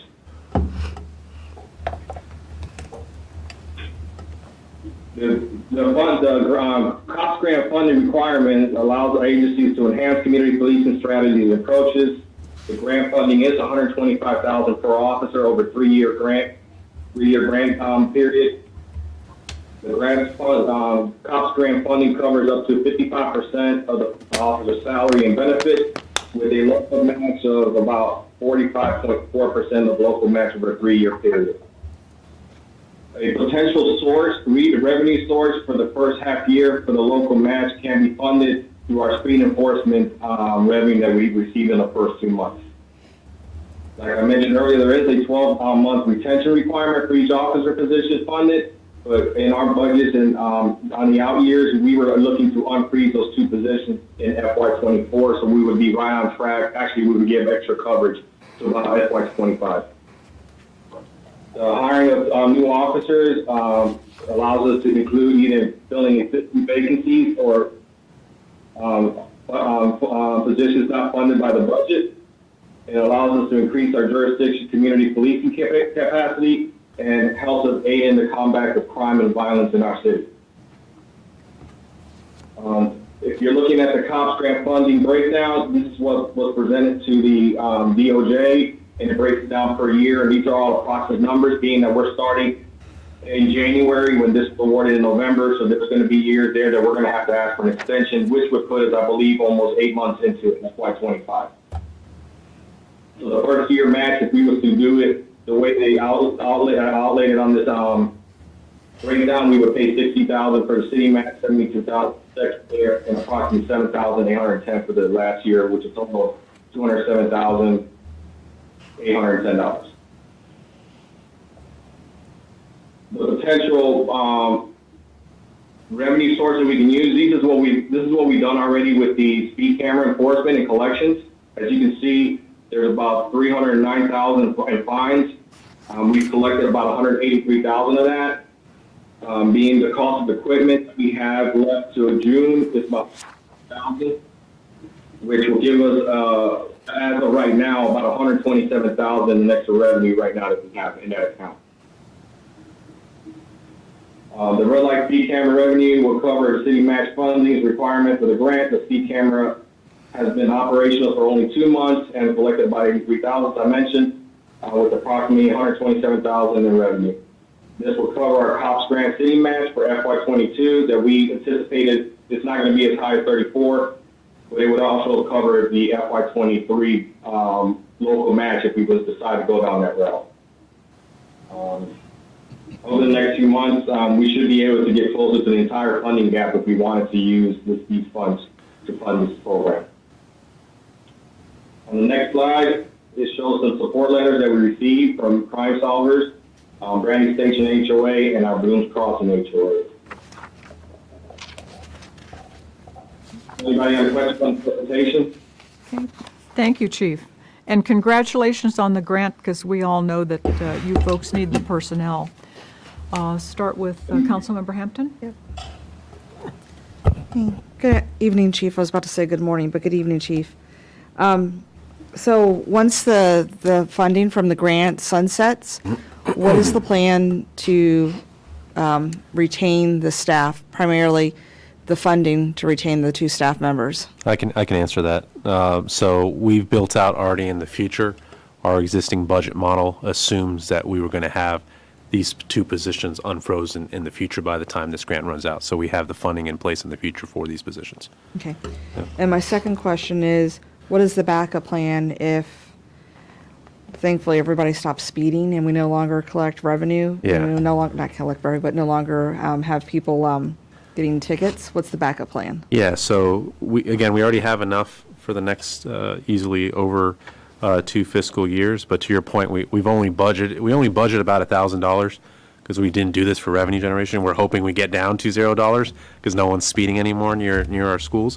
We already have plenty of enough, but I also added that other paragraph in my memo that we're always under the salary line item for police because we always have turnover, and that just continues. So we never actually you never actually reach the actual salary line item budgeted.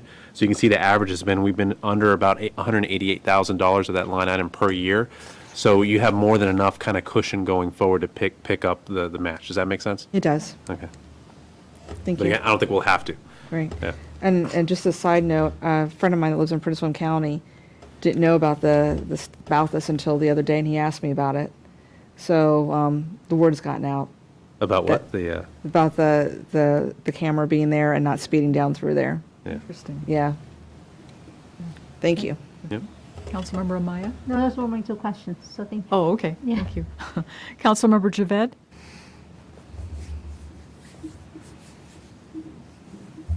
Yeah, that's a quiz. If we don't use the revenue from the speed cameras, what was it designated to be used for? That would be your all's discretion. We like to keep it within law enforcement to kind of continue to enhance our ability to secure the city, to do traffic enforcement. That's our recommendation always, is to kind of keep it within the effort that it's intended for, which is to provide traffic safety. So this is kind of one solution to help with that effort, to help unfreeze those 2 officer positions that we had to freeze a couple years ago due to financial constraints. So we recommend that we just utilize those funds for law enforcement purposes, but it would be your all's discretion what that means. It could be for other things within the police department, or it could just be something that goes back into the general fund. It can be anything you guys essentially would want, but we budget a low number for essentially because we want to get down to 0. Yeah. And this grant gives us the 2 unfrozen officers using the speed camera funds to match. But then we have funding in the police department line. Could we unfreeze other positions in the department, like the animal control? If I would wait and see kind of how people respond. I'd wait and see how much revenue we generate for the next 12 months, because to Councilmember Hampton's point, people are starting to kind Word's of out. Yeah, they find know. out what's happening. So I suspect a change in behavior, because we're already starting to see that with parking tickets, I'm happy to report. So we see kind of the level of violations starting to go down and revenues start to go down, which is always our goal, right? And so I would wait. Let's see how people react now. There was tons of tickets the first few months, but I have a feeling that people are going to adjust once, especially once your phones catch up and start warning you that the camera is there as well. I think people are going to slow down on Euclid, which is the goal. And then, we will eventually also have the red light camera. That might bring in some additional revenue as well. But before we plan for anything like that, I would just wait, as we did here, and say, okay, here's how much money we have, and to try to use it for one-time things. This is technically a one-time thing, because in the future years, we already kind of had it budgeted for, so we just need kind of one-time money to help us do a match for a grant. So that would be the recommendation, is that we don't use this funding for ongoing, because our hope is that it changes behavior and we don't get the violations anymore, so we don't count on it as a revenue, but hopefully we can use it to continue to improve kind of law enforcement equipment, technology, things like that. Oh, understood. Thank you. Okay, thank you. Councilmember Menting? Yeah, I have a question. The speed cameras on Euclid, have they been fixed? I heard they were hit by a plow during the last storm. I believe they were Yes, fixed. they're operational, back up and operational. Okay, thank you, that's all. Thank you.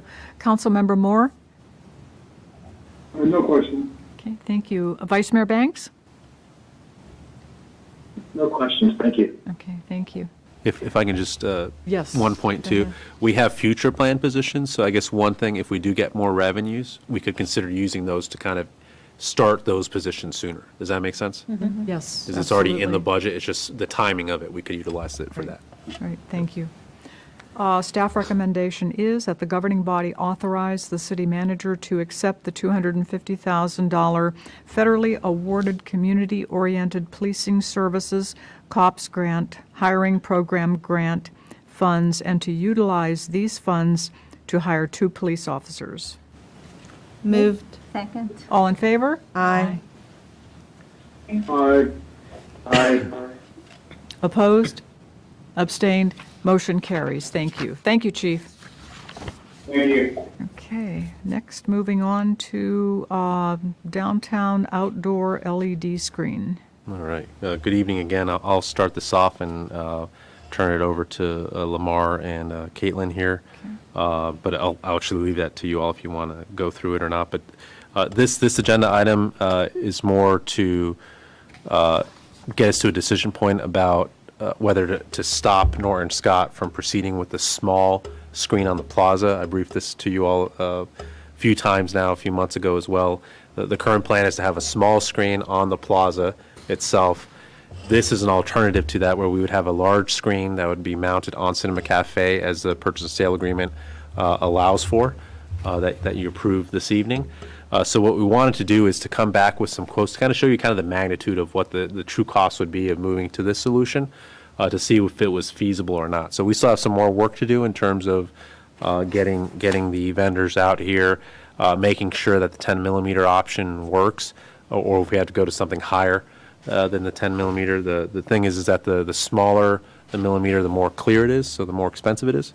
So, but if we go with larger numbers, it's less clear when you're close, but it's better when you're further away. So that's what we really need to kind of do, a kind of a site acuity analysis, have the vendors come out here, do that, and to coordinate with Norton Scott for kind of the sound solution. But rough order of magnitude, you're looking at about $200,000 cost for the solution, along with kind of you can see the different warranties laid out, and maintenance deductibles laid out in the presentation as well. But we're not asking for a decision tonight on any vendor, any solution.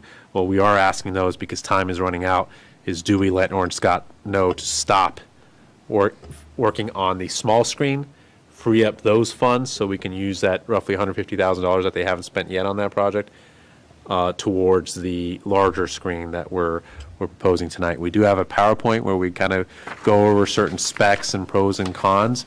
That was part of your packet. If you would like, Lamar and Caitlin can go over that slide deck tonight. I can share it with you all, or we can just open it up to questions. It'll be your discretion. My suggestion would be to open it up to questions, because we all should have reviewed this at home. Bring it up to make sure if we reference any slides, I can go to them. And My first- Lamar, do you have anything just to add before we open up to questions? Well, yes, thank you. Good evening, Mayor, Vice Mayor, members of the governing body.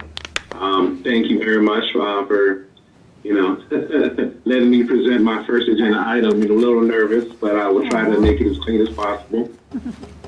Very simply put, to start off, this was a very convoluted research aspect in a manner, like I explained to Laszlo. When we first received all the different quotes, it really was trying to compare apples to oranges to bananas to grapes. Like, there was no consistency among any of the quotes. And once I started reaching back out to the vendors, I found out that what initially happened was when someone from John's team reached out to these vendors to get quotes, they didn't give them a true explanation of what type of screen. They didn't give them, any real outline except for, we're looking for a sign, and it's about, and like I said, they gave the numbers out, it's about, 15 by 30. And that was essentially it. So the first quotes we had, none of them, again, gave all of the same components. None of them gave all of the same information as far as warranties or anything like that. So the first thing was, number one, to reach back out to the vendors to get them all on the same page of, here's what we're looking for, here's what we're trying to do, here's what we need, and then we started with that. So we initially started with 8 millimeter, and then after speaking with Laszlo, I reached back out, and we're also receiving 16 millimeter quotes as well. That's really the biggest thing that I think was the hardest part, was just to get everybody on the same page. But now that we do have them lined up in regards to what the expectation is, I think this process should be fairly easy. Okay, thank you, Lamar. Much appreciated. What is the on-site labor deductible? It's going to depend on the on-site labor deductible. Are you asking the dollar amount, or what does that mean? Dollar amount. Okay.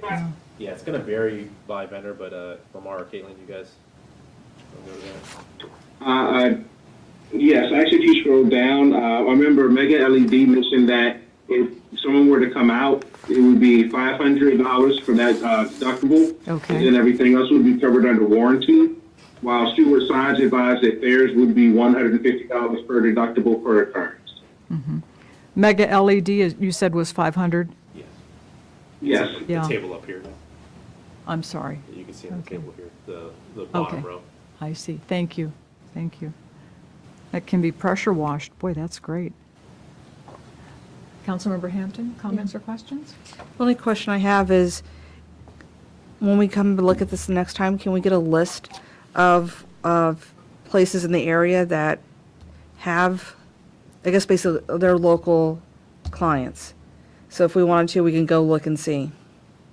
Because I have no idea myself. I mean, I've seen these things, but I don't, We don't know which one's which. right, you're right.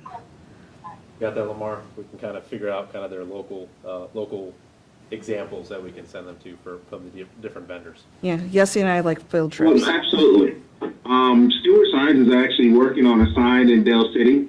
So, I mean, I'm sure we'll be able to see some of that information, but I'd be happy to find local examples of their work.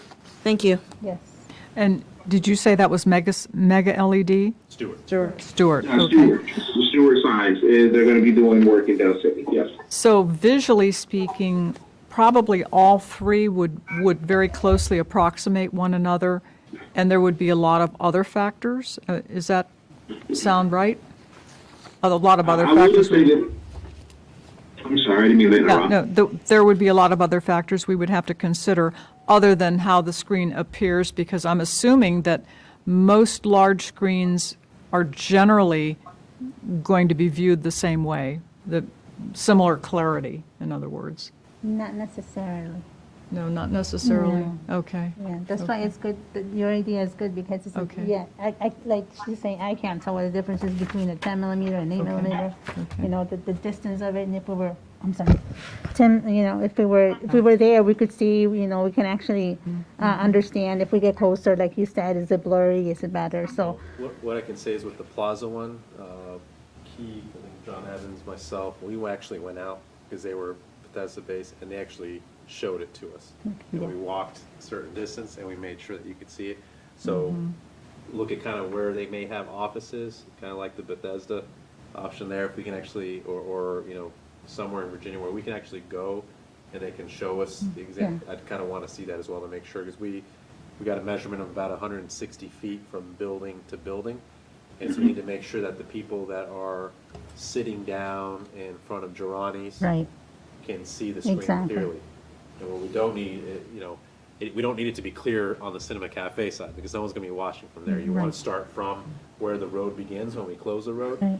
and that it's clear all the way to the plaza, to the entrance of Girani's. Kind of like the furthest point. Yes, yeah. So there are different resolutions depending on there's different resolutions on the screen depending on Pixel the, counts, too. yeah, That's exactly. gonna- And then, In age. so you would know the pixel count of the screen that you're Yeah, you viewing. can see that so- there, so, but again, it's good to see kind of. Exactly. Yeah. So we No, I went mean, out and when, we'll- when we visit the screen to take a look at it, probably the question we should ask is how many pixels? You could, yeah, that- if we give you examples. I'm not sure there's gonna be an example of like compared to what we're gonna do. The only one I know of in this area, there's the Mosaic in Vienna. I Mm-hmm. think there's a new one in Reston now where the metro station is. Don't. There's one do in you know who Leesburg. I'm sorry? Leesburg, right? I haven't, which one in Leesburg? I don't know. I just went to this one in Leesburg, the theater, it has it outside. But those are the small ones, right?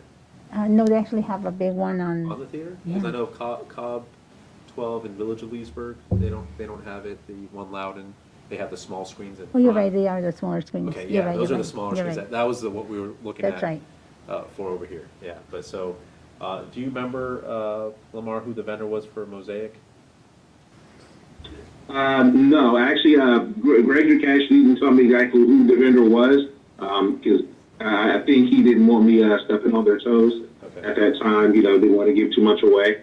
But no, but when we speak with him next Thursday, I will be actually getting, I will be asking specifically for that information, hoping that we can go ahead and possibly get with that vendor in order to in response to the governing body's point, what I was hoping that when we do that, we would be able to have an idea of what size millimeter we would like to see, or that, just to be able to get that. So that way, when we're working with getting the vendor that they were working with, we're also able to find out, so hey, where else can we go see 16 millimeter screens that you have? Where can we go see 10 millimeter screens that you have? Where can we see 8 millimeter screens? So that way we can actually see them at the varying distances of that 25, 50, 75, and 100, and then 100 plus. Right. So that would be my intention by reaching out to them. So that way when we do take this trip, or if I'm able to obtain videos showing these screens at these distances, however we do it, you're able to see all of the options. So that way going forward, it's not the matter of, well, we only looked at one type and we don't have anything to compare it against. If this is going to sound like a rookie question, but I really don't know much about big screens. If something is clear at 90 to 100 feet, is it also going to be clear at 18 to 20 feet? It may not. Not? Not as much. Is it kind of like I think that the easiest way to imagine this, Mayor, is if you were to imagine when you're sitting in the movie theater and you're sitting closer towards the back, as opposed to if you're sitting right on the front row. Yeah. It's because these are pixels, what happens is the closer you get, the bigger the individual dots and colors become, and so it just becomes more blurry. So to be fair, you wouldn't want to be standing that close to the screen anyway. Okay. It's going to be a pain on your neck, but also it's going to be a lot of strain on your eyes. Okay. Ideally, we want to get them out here. We want them to understand where Park Central Plaza is going to be, that we're going to close that. That's going to be the start of the viewing zone. And that makes sure it works there to the, luckily we have the building in place now, so they can walk from current Park Center Court, where the construction is going, to the plaza and get an idea for where people are actually going to see this, so they can figure out what's the best millimeter size to use. Okay, gotcha. Okay. Councilmember Hampton. that was what it was, the analogy I was going to use was the movie theater. Okay. Do you have any questions or? Yeah, I don't have anything else. It was just the movie theater analogy. Okay. Councilmember Amaya? Where is the money going to come from? Yeah, so we have, if we stop Norton Scott, which is your key decision point tonight, that frees up about $150,000 from the project fund that we have for City Hall, for the plaza. It was specifically designated for that plaza screen. So that frees up $150,000 for that. And then we also, remember, Parks and Rec was partnering with Cinema Cafe to see if we could get a drive-in theater concept. We were looking at the VRE law. We were looking at different solutions. This is kind of more of a permanent solution for social distancing, to have kind of outdoor movie viewing. And when we were looking at those, it was interesting because the LED screens were the best, like clarity, best weather resistant, all of that. So we're kind of going with that option now. So we have about over $40,000 for that. So roughly we have about $192,000 available in funding right now, without having to increase if things get back. The quote that we have right now, the ideal one's in the 180 range, but we know we have to add a little bit more for kind of wireless speaker systems as well on the plaza. Okay, that's it. Okay, thank you. Councilmember Javed?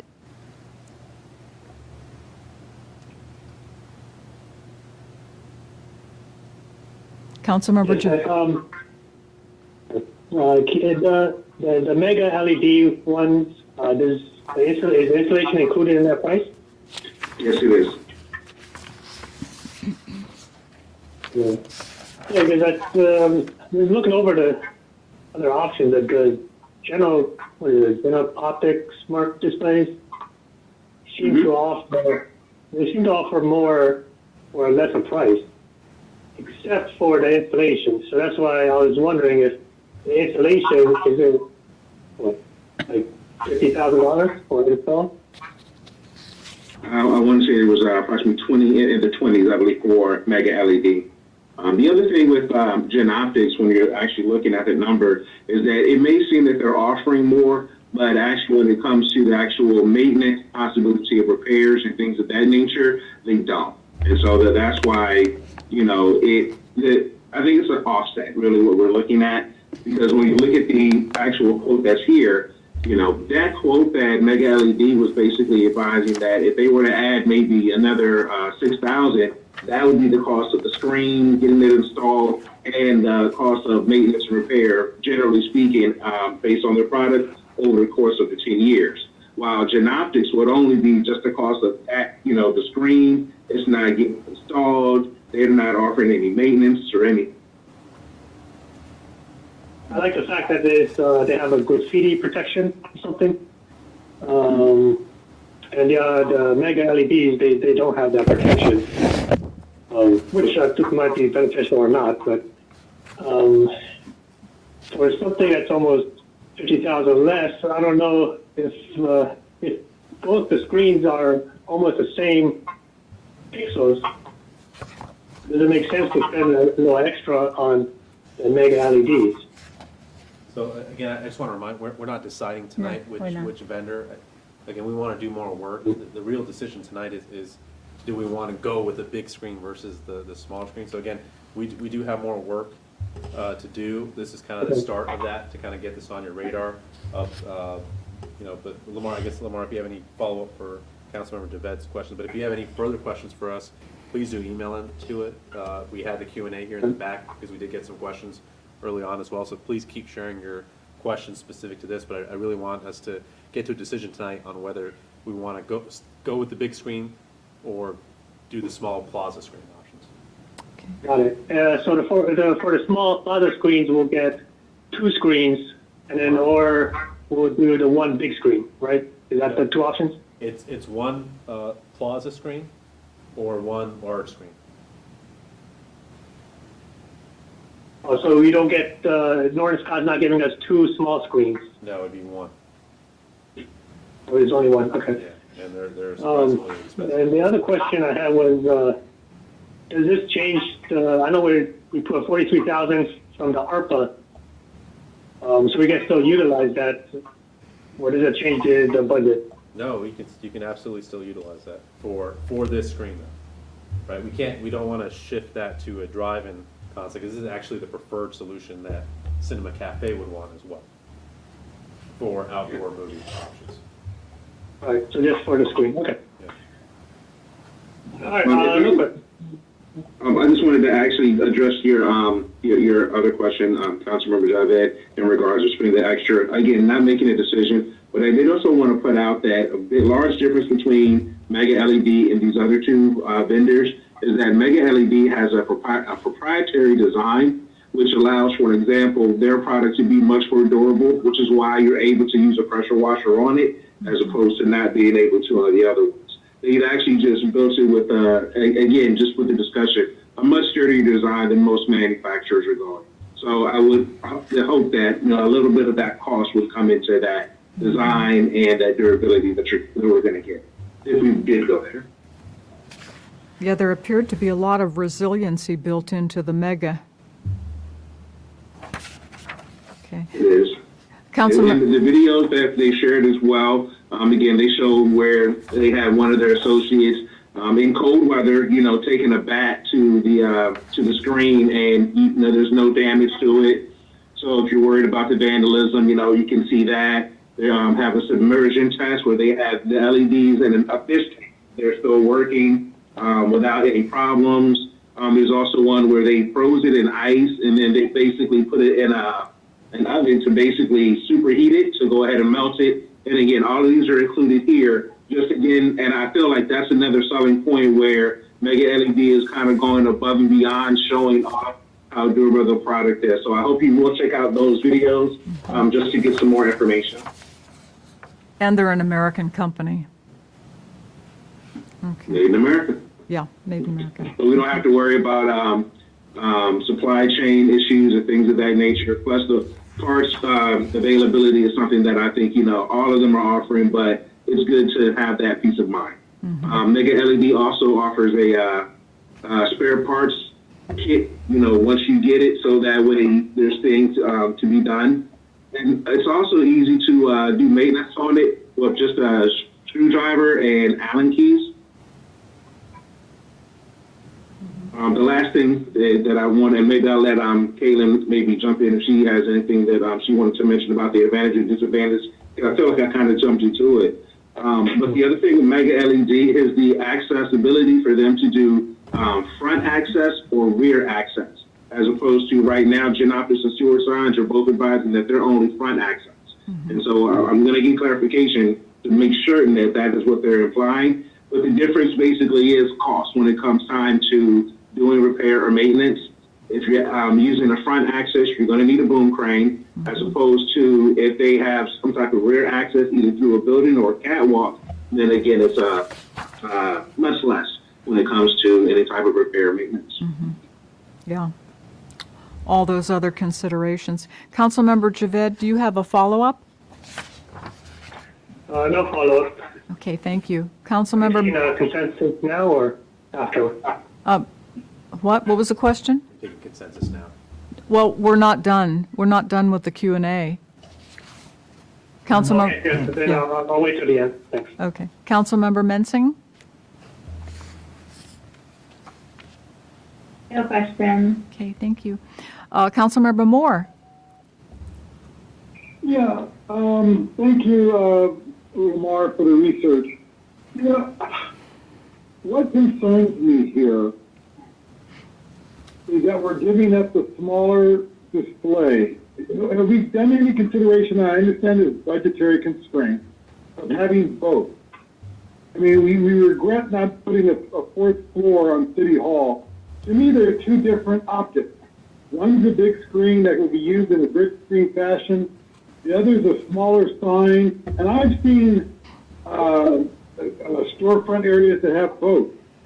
That has more detailed information that could be seen along Manassas Drive. So I'm just wondering, why does it have to be either or? I don't think it has to be either or. I think you make a good point. I think there's benefits to both. The only issue is seating area on the plaza, right? So by removing the smaller screen, it does free up some extra space to add some additional tables and chairs on the plaza for viewing. But again, that's going to fall down on the governing body preference. If you like the idea of keeping both versus adding a few additional tables and chairs and space on your plaza for viewing of the concerts on the other side of the street and the screen on the other side. I don't think there's a wrong way you can go about it. I think it's back to your first point. I think it's financial is going to be the big issue. Where right now the goal was to figure out a way to pay for this project here, and the way to do it was to stop that project, take those funds, and apply it to this. But we would have to figure out where we would have to tap into other revenue sources if we don't cancel the other project to pay for this one.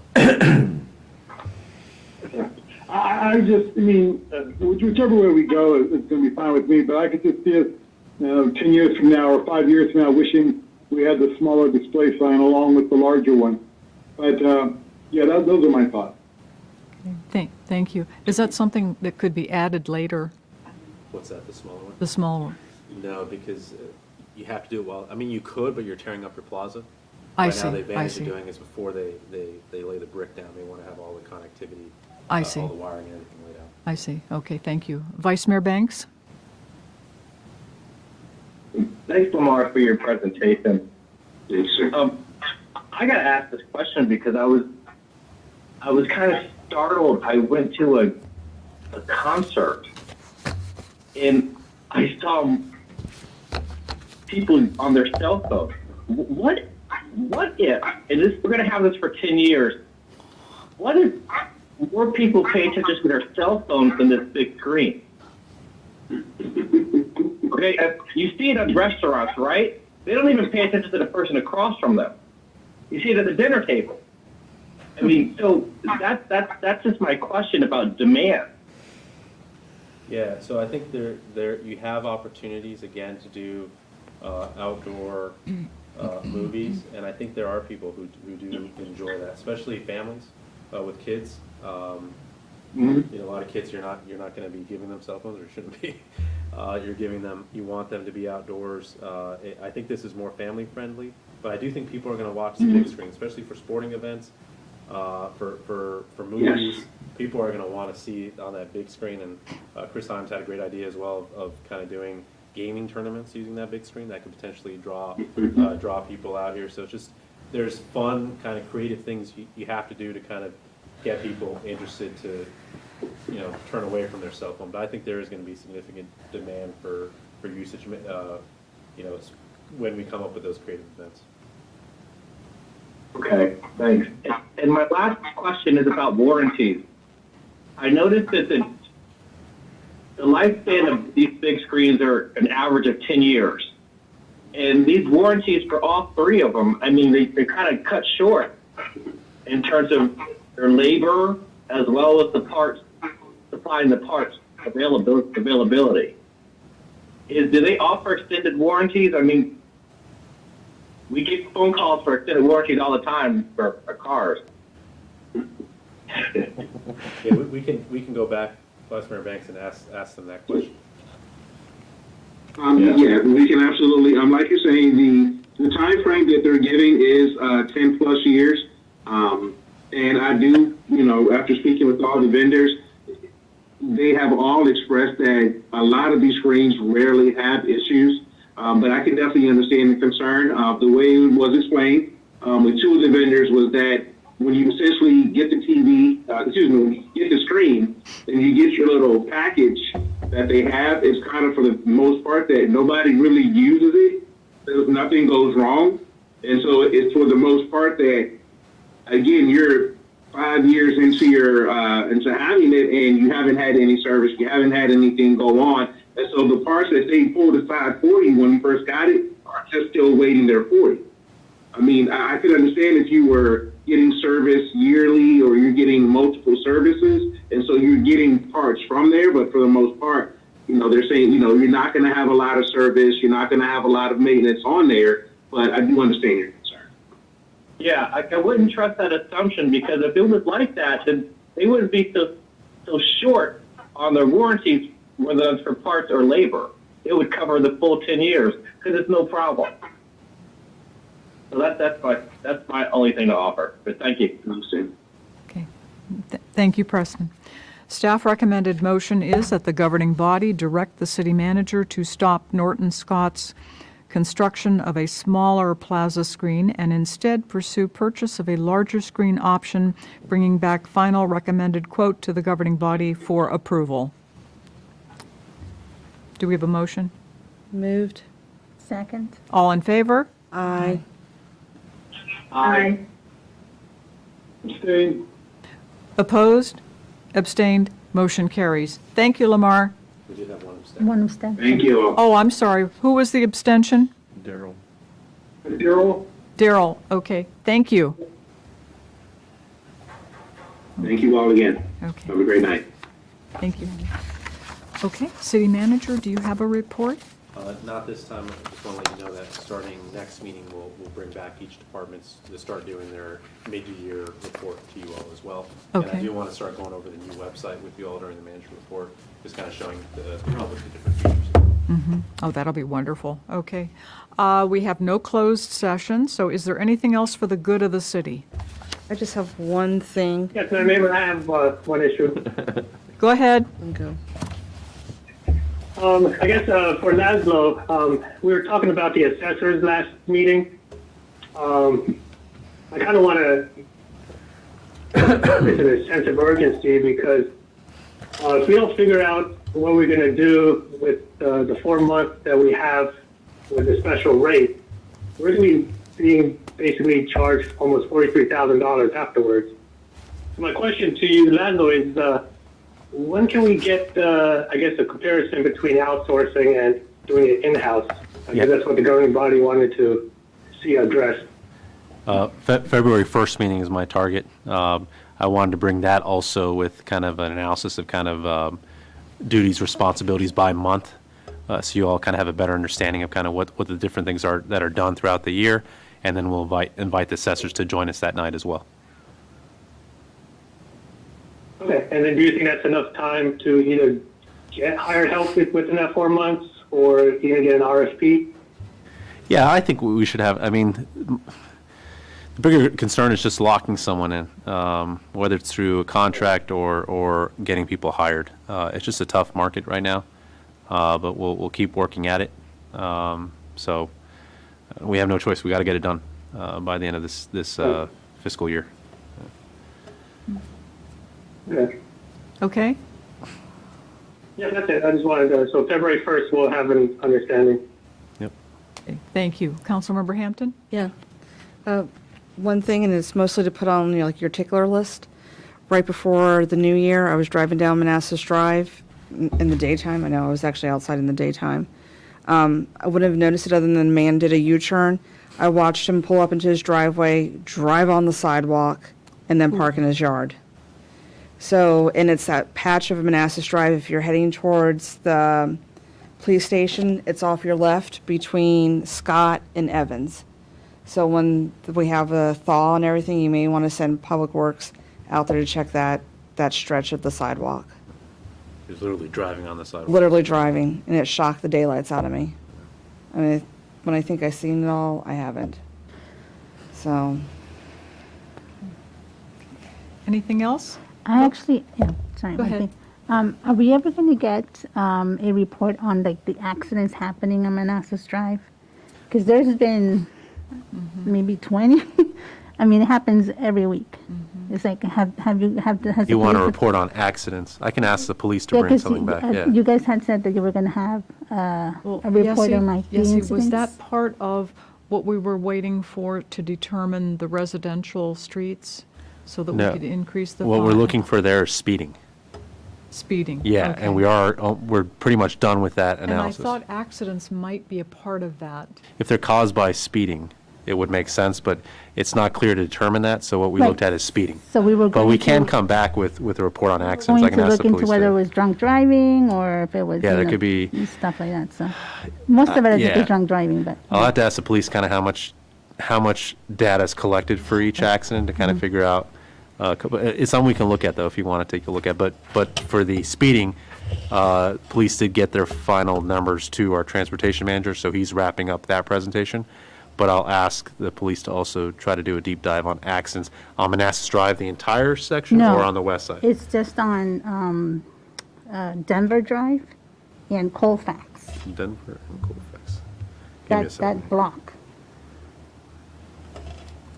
The number of accidents and what Between- they believe is the cause of the accident. Right, yes, because there's a bunch. And then also, is there anything that we can do for the crosswalk that's basically on Colfax and Manassas Drive? Because there's also, cars don't stop Yeah, you're saying whatsoever. on Manassas Drive? On Manassas Drive? That's going to be looked at with the Manassas Drive study Okay. that will likely go out this spring Okay. for award. But well, definitely for accidents is something we can have police do some investigation there. When can we expect the information? I have to work with Chief Lugo and Okay. see what we can do. Yeah.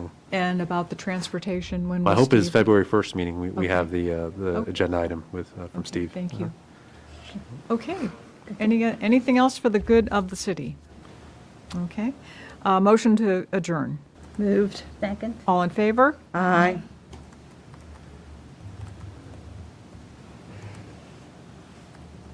All in favor? Aye. Okay. Aye. Opposed, abstained, motion carries. Thanks, everyone. Good night. Have a great evening.